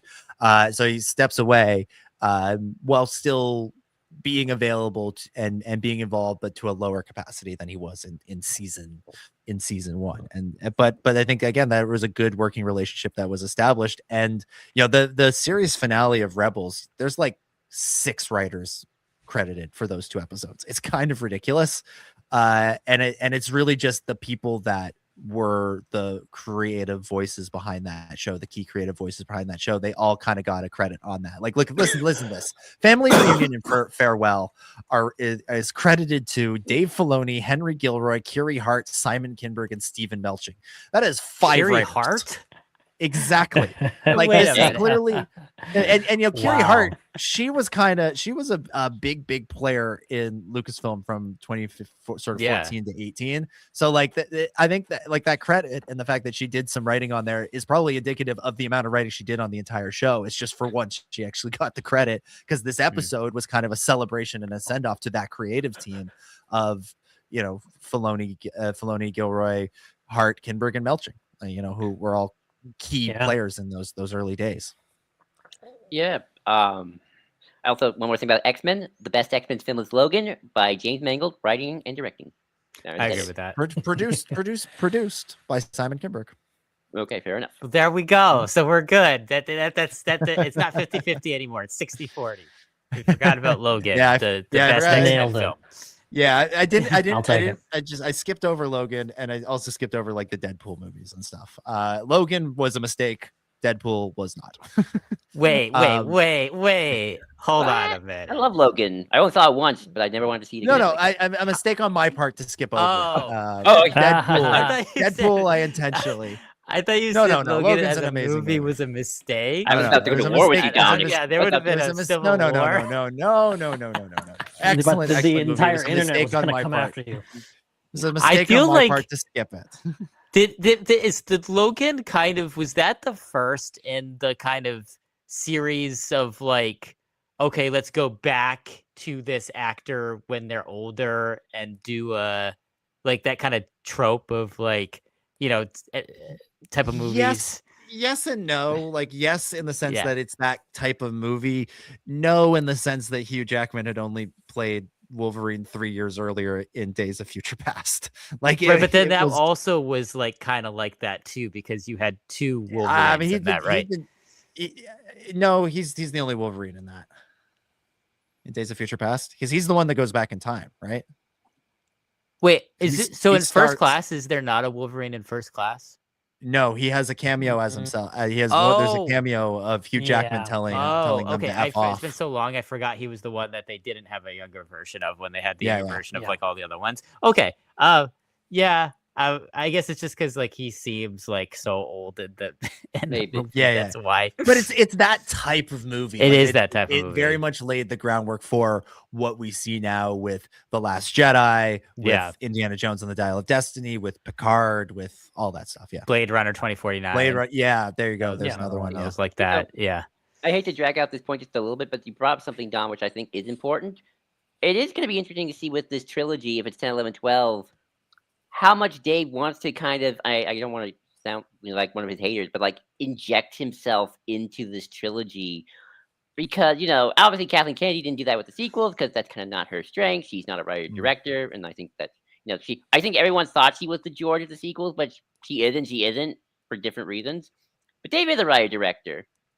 And I kind of am surprised he doesn't want to do this himself, or at least be the writer-producer and then, get his Irvin Kershner's or Marquand's in to direct. And kind of letting Kinberg do this, or maybe by the end we'll find out it's kind of like a secret partnership where he's actually rewritten half the movie. And well, he probably has a lot of trust in Kinberg because of the work that they did on Rebels. Like he probably knows him very well, and so he probably trusts him to get it right.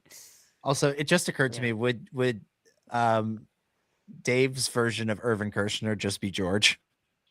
Like his filmmaking mentor? Would it just be? He just hired George to direct episode 11. See, now I'm picturing a Francis Ford Coppola Star Wars movie, and I'm like, oh my god, that would be interesting. It'd be very interesting. All right, let's this Kinberg thing obviously is something, again, we will continue to discuss as the weeks and months go on, and years, I think, in that case, because it's a ways away. 2030.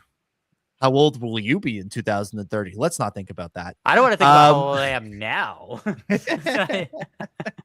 Don't we make keep me talking about think things that happened 15 years ago. Yeah. All right. Rian Johnson's trilogy. What the hell? What happened there? That was a big deal. I remember that day very, very vividly when it was all announced. Here's what Kathleen Kennedy said about that. Quote, once he made the Netflix deal and went off to start doing the Knives Out films, that has occupied a huge amount of his time. That's the other thing that happens here. After Sean and I started talking about Star Wars for the first time 15 years ago or 10 years ago, Stranger Things kicks in, and he is completely consumed for a while by that. And that's what happened with Rian. And then I do believe he got spooked by the online negativity. I think Rian made one of the best Star Wars movies. He's a brilliant filmmaker, and he got spooked. This is the rough part. When people come into this space, I have every filmmaker and actor say to me, what's going to happen? They're a little scared. This is a quote. I think Rian Johnson and Kathleen Kennedy are friends. I think they are good colleagues who work together and probably liked working together. Rian, for the last almost 10 years, has never said a word about being spooked by the audience. He has, in fact, gone out of his way to make the opposite point. That doesn't mean he wasn't spooked. Doesn't mean he's always telling the truth. Doesn't mean he's not doing a from a certain point of view thing. And then Kathleen Kennedy's like, yeah, no, the audience scared him. He didn't want to do it again. And she kind of is this. I don't think she meant. Is she predicting? I don't think she meant. Yeah, maybe. And I don't think she meant to throw him under the bus, but it kind of comes out as that a little bit. I'm not gonna lie. It comes out that way. I don't think she meant it that way, but this is like why I said I don't think she does many of these interviews. Ryan could have been BSing us this whole time. Like it could literally just be like he could take it, which more power to him, because I think for him it's like, well, there's a bunch of people that hate me on the internet. I don't want to give them ammo by saying that they scared me off of doing more Star Wars movies. But also Ryan's MO, like his thing, it really feels like this stuff just rolls off of him. It doesn't seem to bother him. It never has. So it really kind of fits with his personality that he's just like, yeah, whatever. You know, a lot of people hate the movie. A lot of people like the movie. I don't care. It really based on their behavior and not nothing personal to Kathleen Kennedy, but just overall, Disney, Lucasfilm have felt very reactionary, have felt very, how they've behaved, what they've done, how the things that they've greenlit and things that they've including the hunt for Ben Solo. Just say that. It feels like they've been reactionary, especially with the sequel trilogy. The Rise of Skywalker, I don't even get into it, okay? But the Rise of Skywalker feels like a reactionary movie to me. And all that being said, I think that's the spooking, I think, went on inside Disney Studios. I think that's what happened. And that's why we didn't get those trilogy. I think maybe unintentionally, Kathleen Kennedy's kind of passing the buck to Ryan, but I don't think it was his fault. Yeah, do I think Rian Johnson double checks to make sure his doors are locked at night post Last Jedi? Oh man, maybe. It wouldn't shock me. It would spook me certainly to have that level of vitriol from morons on the internet thrown at you constantly. It would spook any person. And I think you're absolutely right, Ben. It spooked everybody. I do think it's weird that the only person who talks about Rian Johnson being spooked by it is not Rian Johnson when he said the exact opposite. But again, that's neither here nor there. I think there's a little bit of a, for as brilliant a producer as Kathleen Kennedy is, I don't think she's done very many interviews in her life outside of her time at Lucasfilm. And I think that shows when she says something like that. I don't know about Ryan, but I also wouldn't be shocked if, like, pretend he does get a lot of questions like, what's gonna happen to me by people who want to do a Star Wars? Because, like, Yes, true. I wouldn't be surprised. Like, I mean, like, we always talk about like, oh, how Disney doesn't, do this and that with hire these people, and we should. But also, there's always part of me that's like, does Star Wars deserve good people? Does Star Wars deserve Dave Filoni, Tony Gilroy, George Lucas? Probably not. We probably deserve like the worst James Cameron if we ever wanted to do one. We probably deserve like the worst directors ever, quite frankly. Like, we're lucky we even have talented people right in Star Wars. We kind of probably deep down in our heart of hearts knows we don't deserve good things. There's the cynic in me talking, Speak for yourself. Damn. You know it to be true. All right, final quote from the interview I thought was pretty interesting. The Deadline asked Kathleen Kennedy if she has any regrets about her time working on Star Wars. And this is what she said. She says, quote, "No, I don't really have any regrets. Well, maybe a bit of a regret about Solo, a Star Wars story. I brought Larry Kasdan in, and we were so excited about that idea. And then when you're into something and you realize fundamentally, conceptually, you cannot replace Han Solo, at least for now. As wonderful as Alden Ehrenreich was, and he really was good and is a wonderful actor, we put him in an impossible situation. And once you're in it, and once you're committed, you have to carry on. I think I have a bit of a regret about that, but it's not about the movie making and filmmaking. I don't have regrets about that. I just think that conceptually we did it too soon." I'm going to agree. Wow. I'm going to agree with that. With that because, there was always something, it's weird because I love the prequels, but there is kind of something weird about you kill Han Solo and then you're going to want to do a prequel series of his young life. I guess with you even waited 10 years with the prequel before we did that.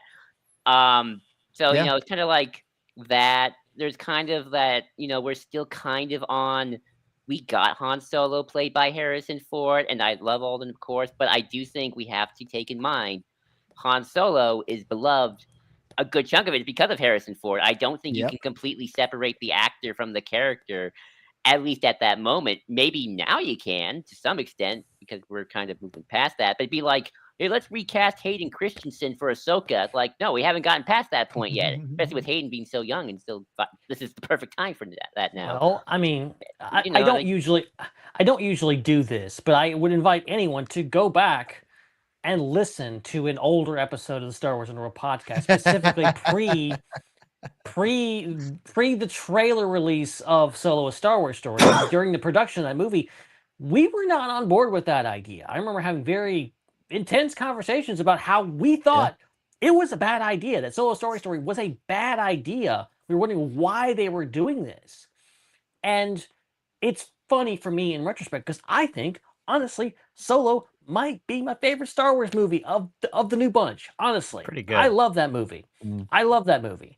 So it worked out for me, and I think in retrospect, I think Solo is only going to, when you get past all of the behind the scenes drama, you look at it as just at face value. I think it's only going to grow in a cult following, but it is a misstep. It's always going to be there. It's a stumbling block for Kathleen Kennedy herself, because it was this big thing of hiring somebody and then firing them and then going all this and then reshooting the damn thing, and just like, it wasn't a great situation. And like the stuff that she knows, the stuff that to be a fly on the, to know all the dirt that happens behind the scenes of that movie that we will never know.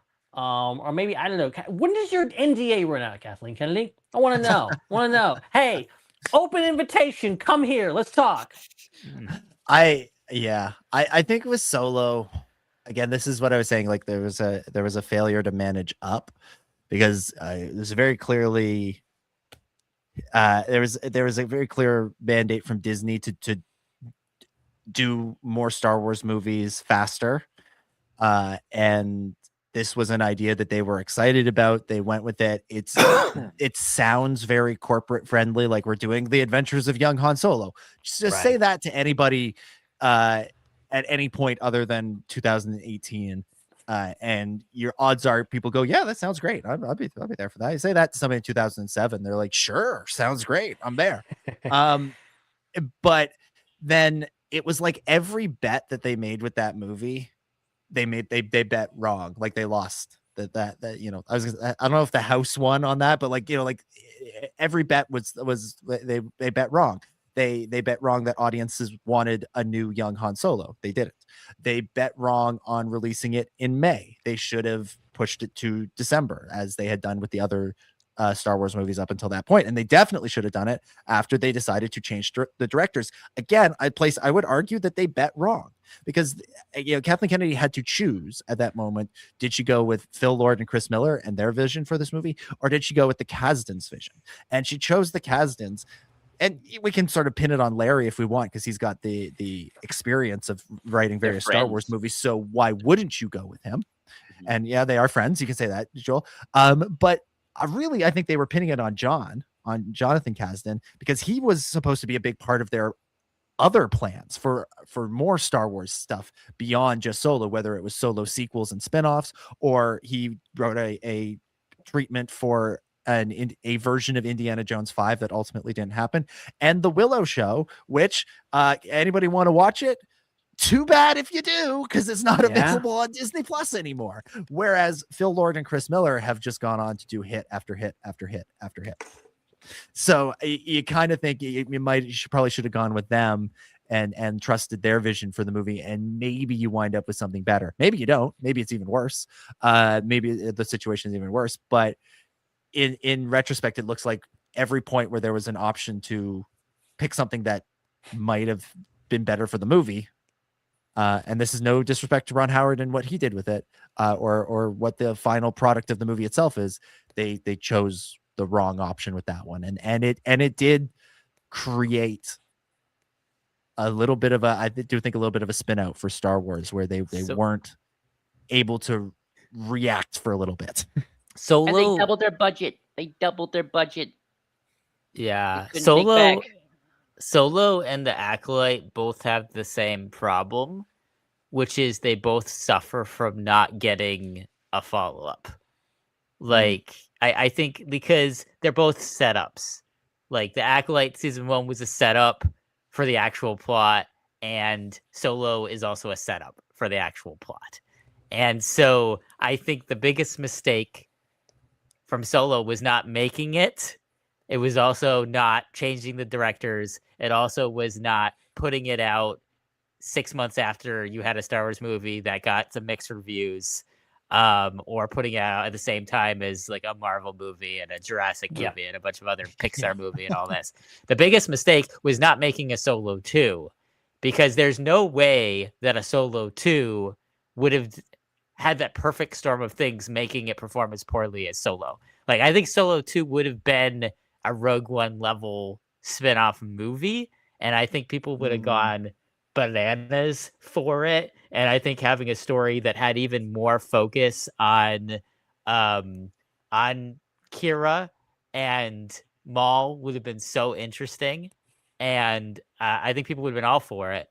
And I think the same thing about the Acolyte. I think Acolyte season 2 would have been amazing. It would have gotten even more people on board with the show, and would have made season 1 look more popular in retrospect, and watched more times to make their money back. And that's my feeling, is that the biggest mistake was not making Solo or changing the directors. It was not letting a second movie happen, when that it was clearly not a one and done standalone. It was part of like a duology or a trilogy, just like Acolyte season 1 is not a one season show. It does not make sense as a one season show. I disagree, because I think, I love the Maul Kira show.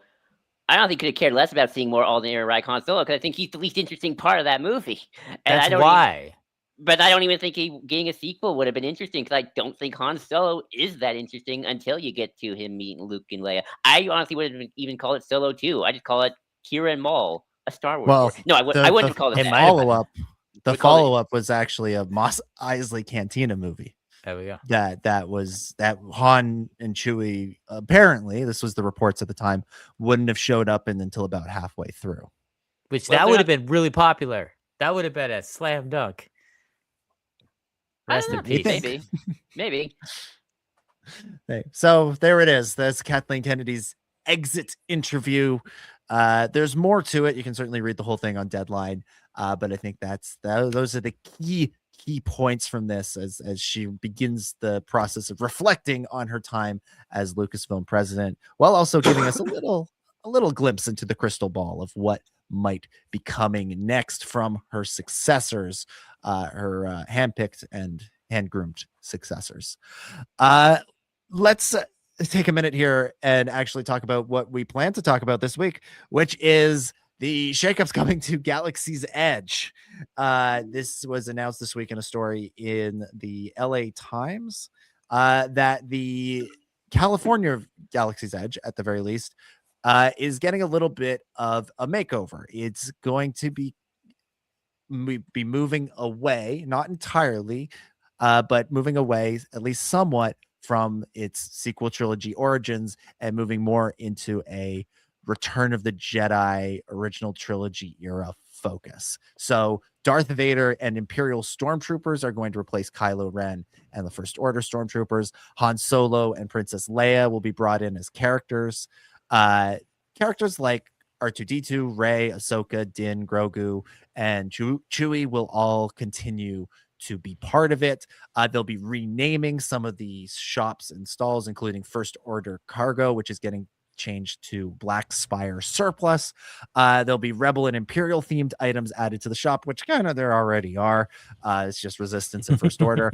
And they will be in terms of the music that you can hear in the park, which has largely been original compositions, including some by John Williams, will now include scores, music from the soundtracks of the first 6 films, and the classic Cantina Band track will now be featured in August Cantina, which it basically was. It was just like the hip hop remix version thing, which is pretty freaking awesome. I gotta be honest, that version of the song, that remix is stellar.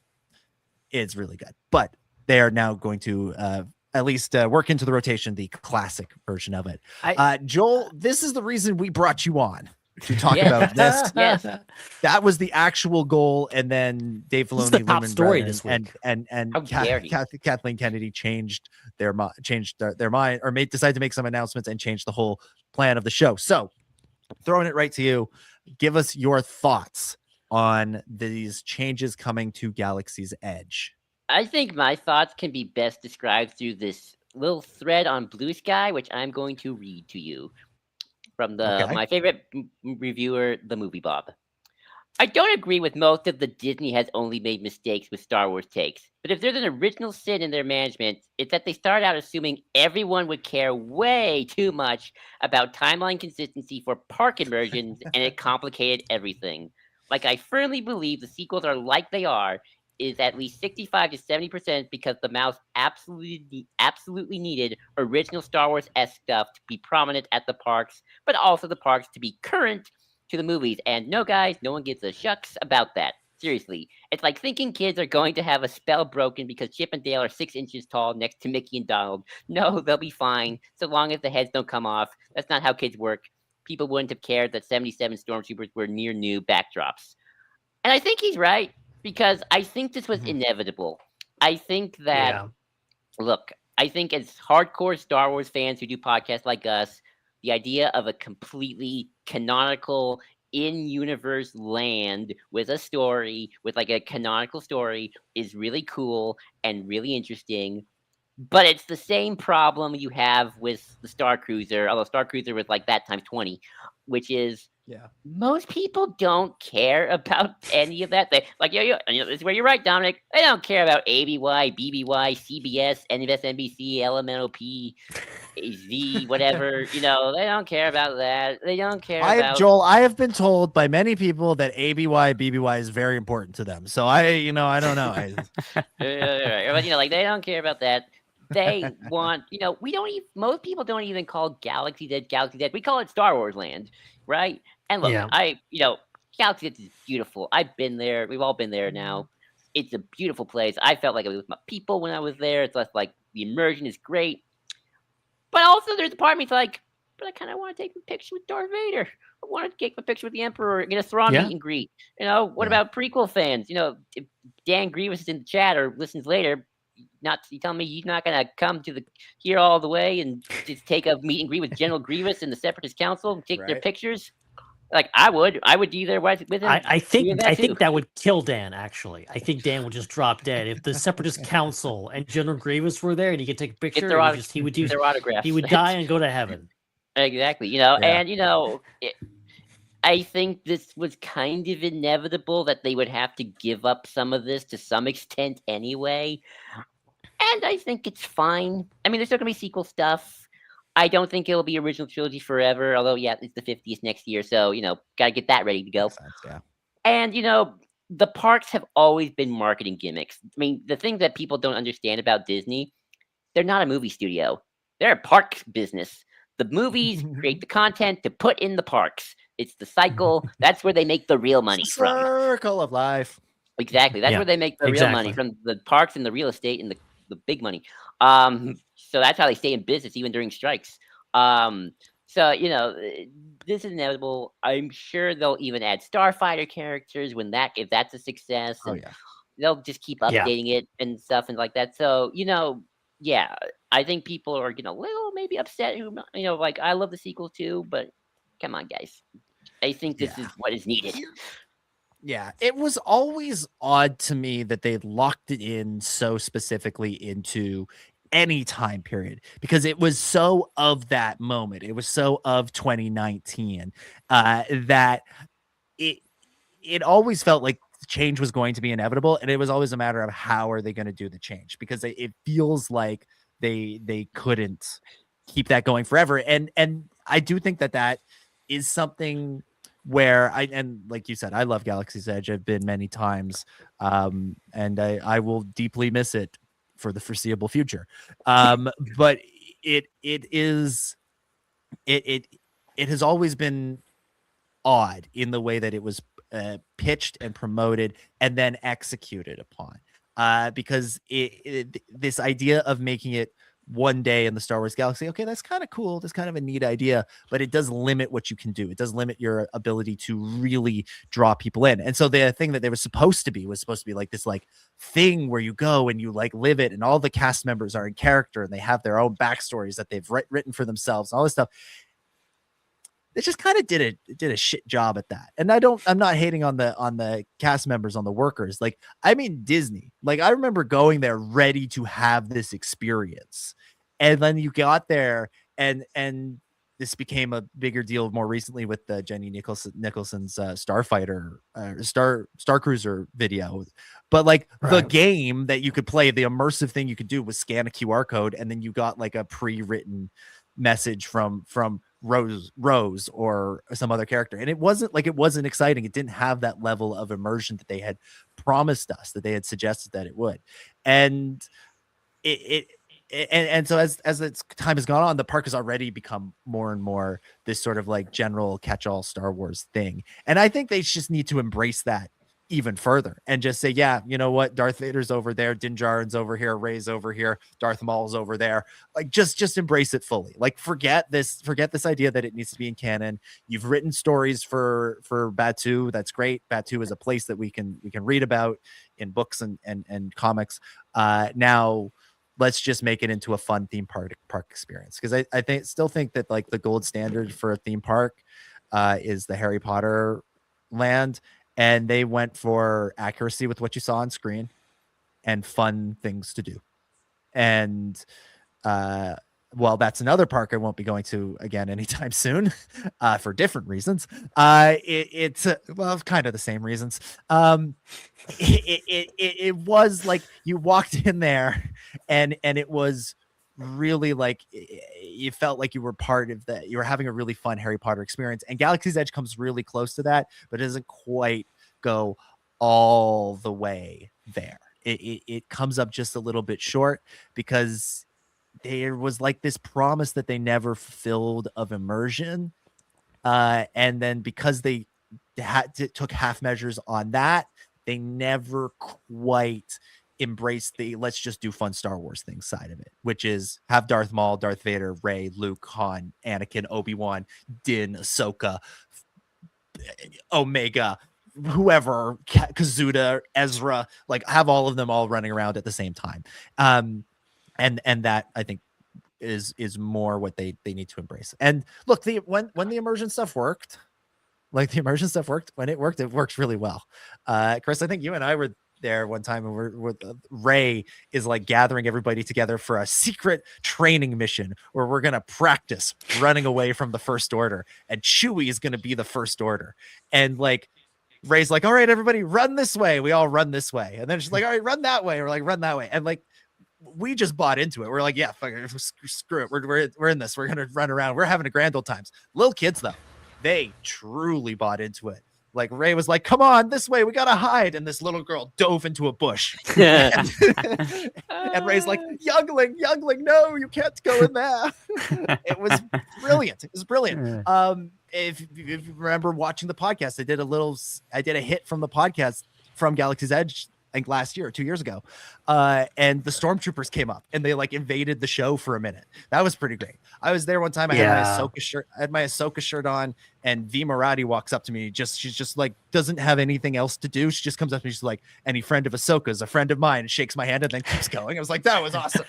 And then I got into an argument with Chewie one time because he was like, he didn't like that I was wearing a Boba Fett shirt. Like, all of this stuff is great. Like, that part was really good when it worked, but it didn't work a lot of the time. It wasn't there most of the days. Like, I had to go a lot of time to build up those experiences, and so I think the best thing to do is just embrace, hey, let's just do fun Star Wars things like all of those, and forget the like true like immersion, it's a story, it's a day in the universe side, and like let's just do fun Star Wars things.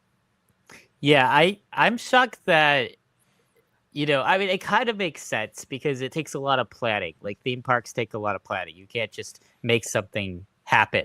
There's all this logistics involved and approvals involved. So it's not too surprising to me that like it's always lagging behind where Star Wars is currently. And so, but it still feels like that this decision should have been made a lot longer ago than now. Because, when Galaxy's Edge opens, it's where the Star Wars universe and Star Wars fandom was like 3 or 4 years prior to that. Yeah. That's where it was at when everybody was thinking that The Force Awakens was going to be the launching off point for 90% of Star Wars we were about to get, and so it made sense at that time, but you could even tell when Galaxy's Edge opened that, oh, this isn't quite where Star Wars is going. This feels a little bit off because the future of Star Wars is not related to Black Spire. It is not related to this spot in the timeline. And they tried to bridge that a little bit by bringing Mando and Grogu in to there, which already was messing with the timeline by doing that. And so I would have thought that maybe when they made that decision, they would have brought more in other than just Mandalorian stuff. But it's very clear now, now that, we're still waiting to find out when the Rey movie's gonna happen. And, the really only thing in that era in production is Starfighter, and that's still very loosely connected to that. Like, it just seems very out of place. Like, it taking place where it does at the time, it seems very out of place when the future of Star Wars is very much in Mando and Grogu and Ahsoka, and also a lot of dark times stuff like Andor and Maul and such. So it makes a lot of sense they're expanding it now. It's shocking that they took this long to make this decision. It kind of feels that theory of yours, Chris, and I always hate saying this because I sound like such a grifter. I sound like such a hater. Where it's like, the sequels being Disney Star Wars. When I do feel like, maybe that was kind of what Disney was hoping for, but Lucasfilm was like, we kind of want to build off our Clone Wars thing and our Mandoverse thing and our Dark Time thing because that's where our comfort zone is, and we like that a little bit more. And I love the sequels, and I always hate saying that because I know a lot of people love those two, of course, and they're just as valid. They could have as easily. I mean, again, it comes down to the fact of Disney did not expect The Mandalorian to be the thing that moved Star Wars forward.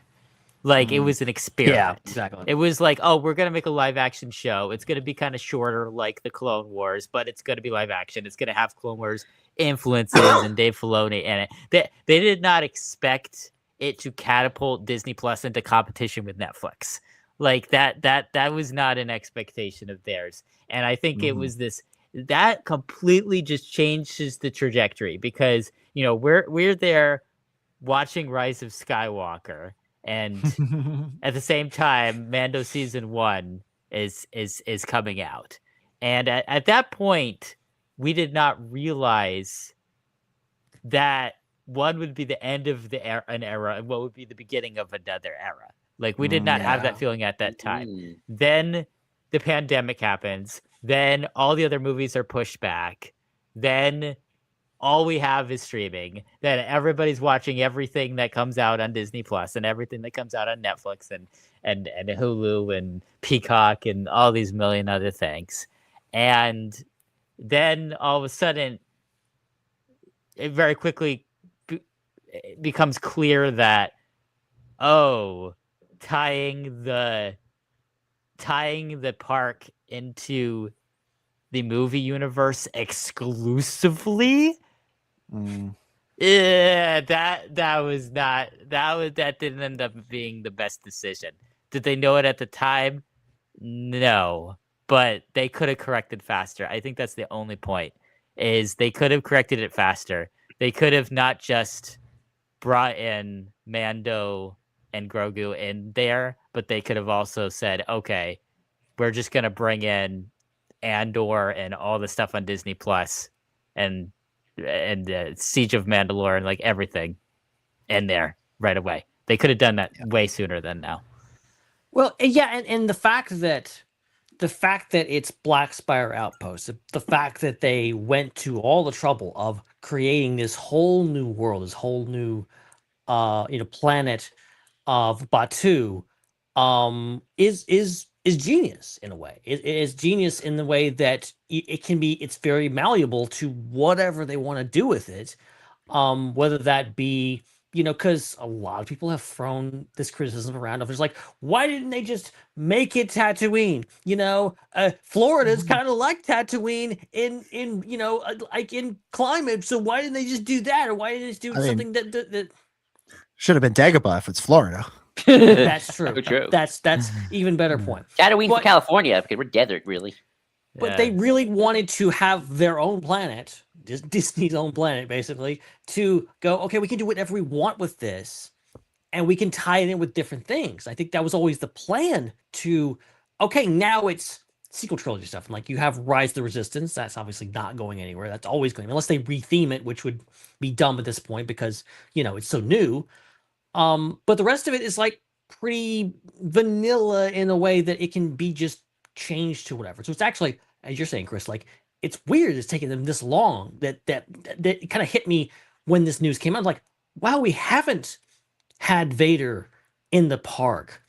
Not since his not since he was dancing at Hyperspace Hoopla have we seen Darth Vader walking around at Disney parks. So it's very weird that now we're finally getting that, and I think rightfully so. People are very excited about this, and I understand people are maybe a little miffed that sequel stuff isn't, but it's had its play, and it's still going to be there, and now they're going to have more stuff in it. I say, my personal opinion, make it like Lego Star Wars.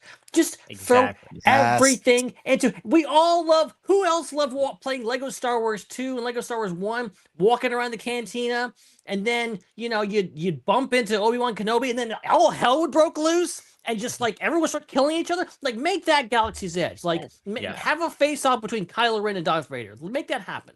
I find it fascinatingly funny how pre-Disney,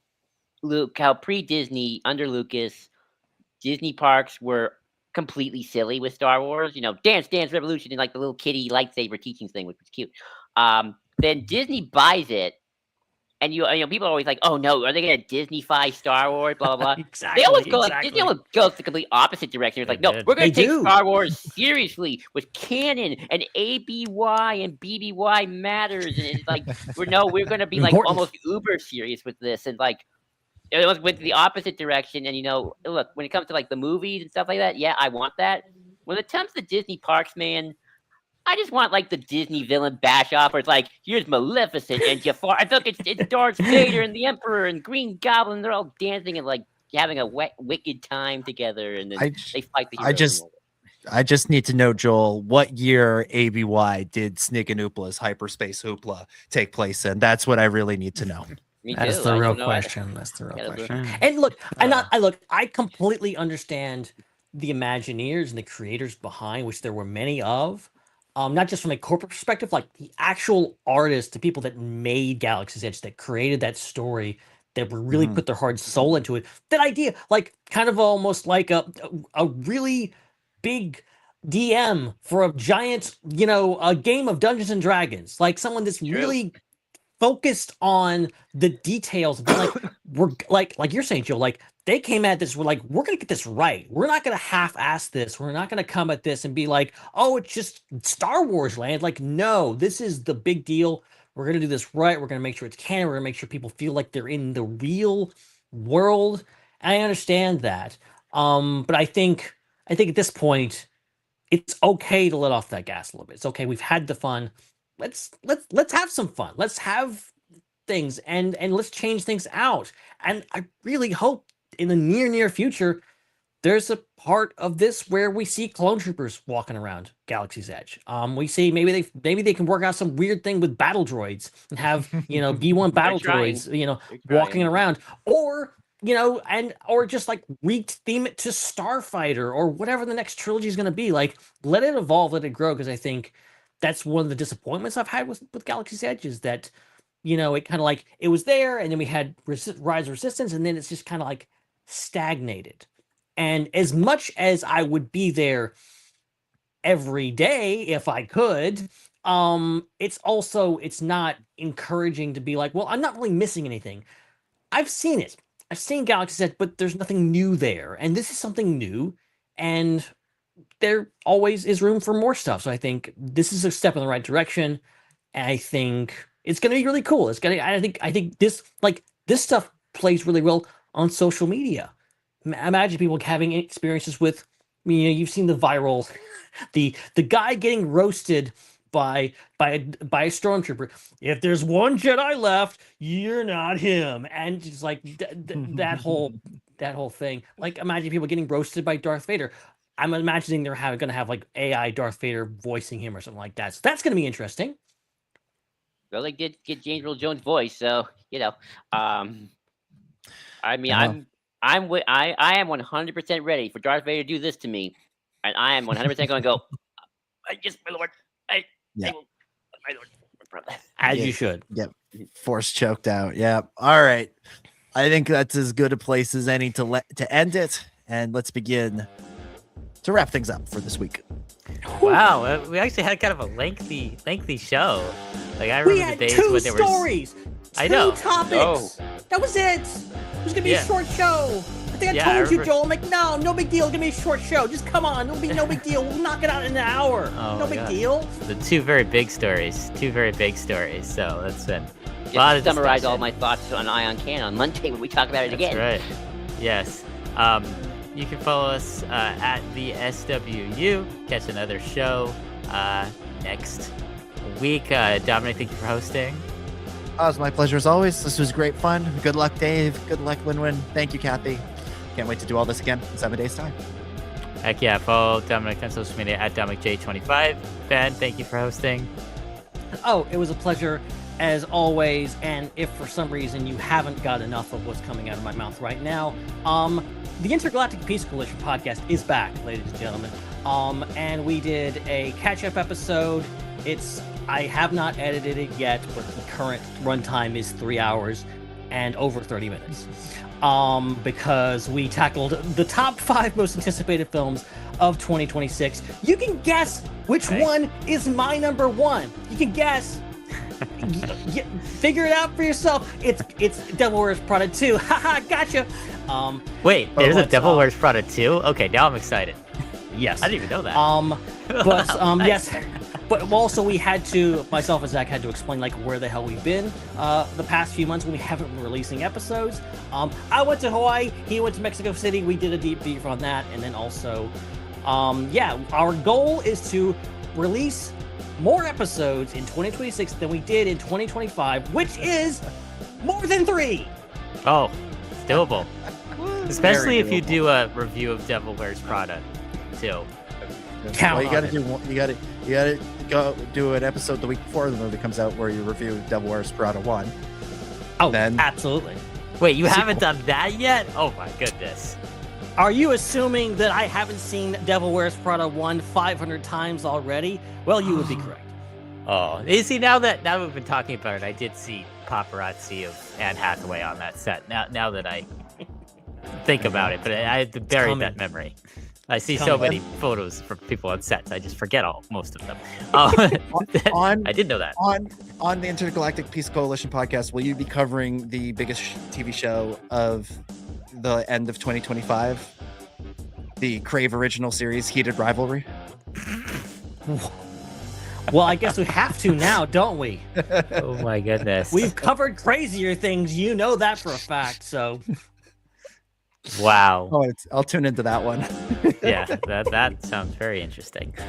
Very intriguing. You can follow Ben on social media at Ben Hart with no E. And follow IPC as well at IPC Pod, I think. Something like you that. got it. Something like that. Yeah, check it out. Joel, thank you for being on. Thank you for your patience and waiting 2 hours to talk about the topic that you want to talk about.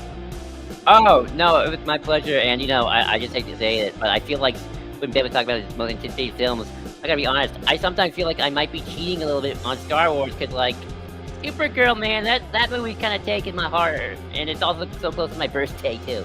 So, if it's not number 1, it's definitely number 2, and going back and forth, I'm just saying. But yeah, I was so happy to be here. I did not expect to talk about probably the biggest news of 2026 for Star Wars, definitely. But I've always had a lot of thoughts on this anyway, so it's been a lot of fun. Check us out on Ion Cannon. Next week we're going to talk about what Matthew calls Tuckerizations, where it's kind of Star Wars self-inserts, like how Chris Kempshaw is Beaumont Kim for Rise and Fall of Galactic Empire, and how a bunch of other Star Wars creators are kind of inserting themselves into Star Wars through their creativeness. And who would we want to be as Star Wars characters? What would our jobs be? So that's going to be fun. We'll talk about all this and more Mondays, 5:30 p.m. Pacific Time, 8:30 p.m. Eastern.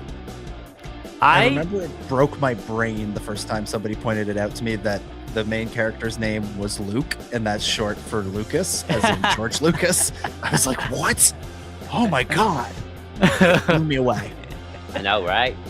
I just realized this week that the person in Supergirl is also the person in House of Dragon. I'm like, oh, that's the same actor. She looks so different. That's the same actor. That is going to be for sure an interesting movie as well. Not as interesting as Devil Wears Prada 2, but that might be a second. Of course. Can't get them all. Yeah, fascinating. You can follow Joel on Blue Sky, JID 20234.bsky.social. That's right.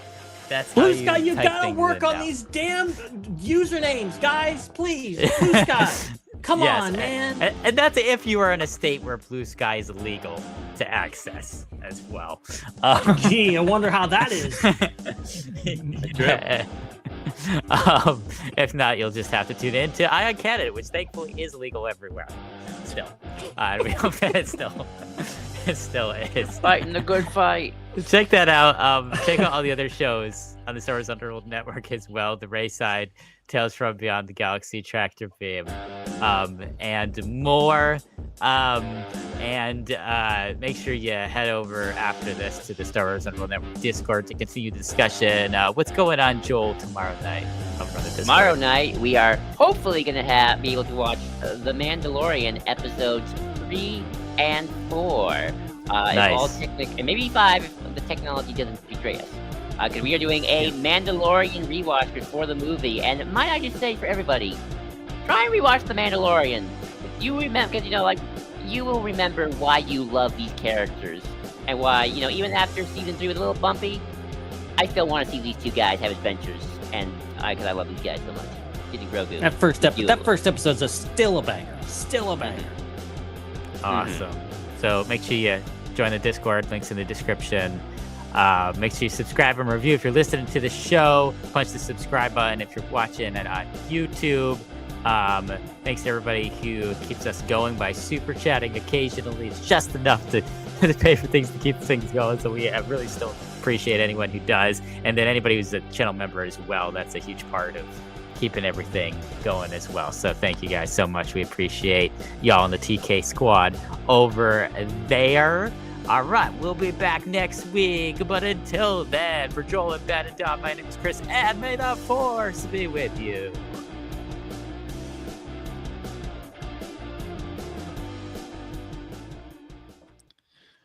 It's a wrap.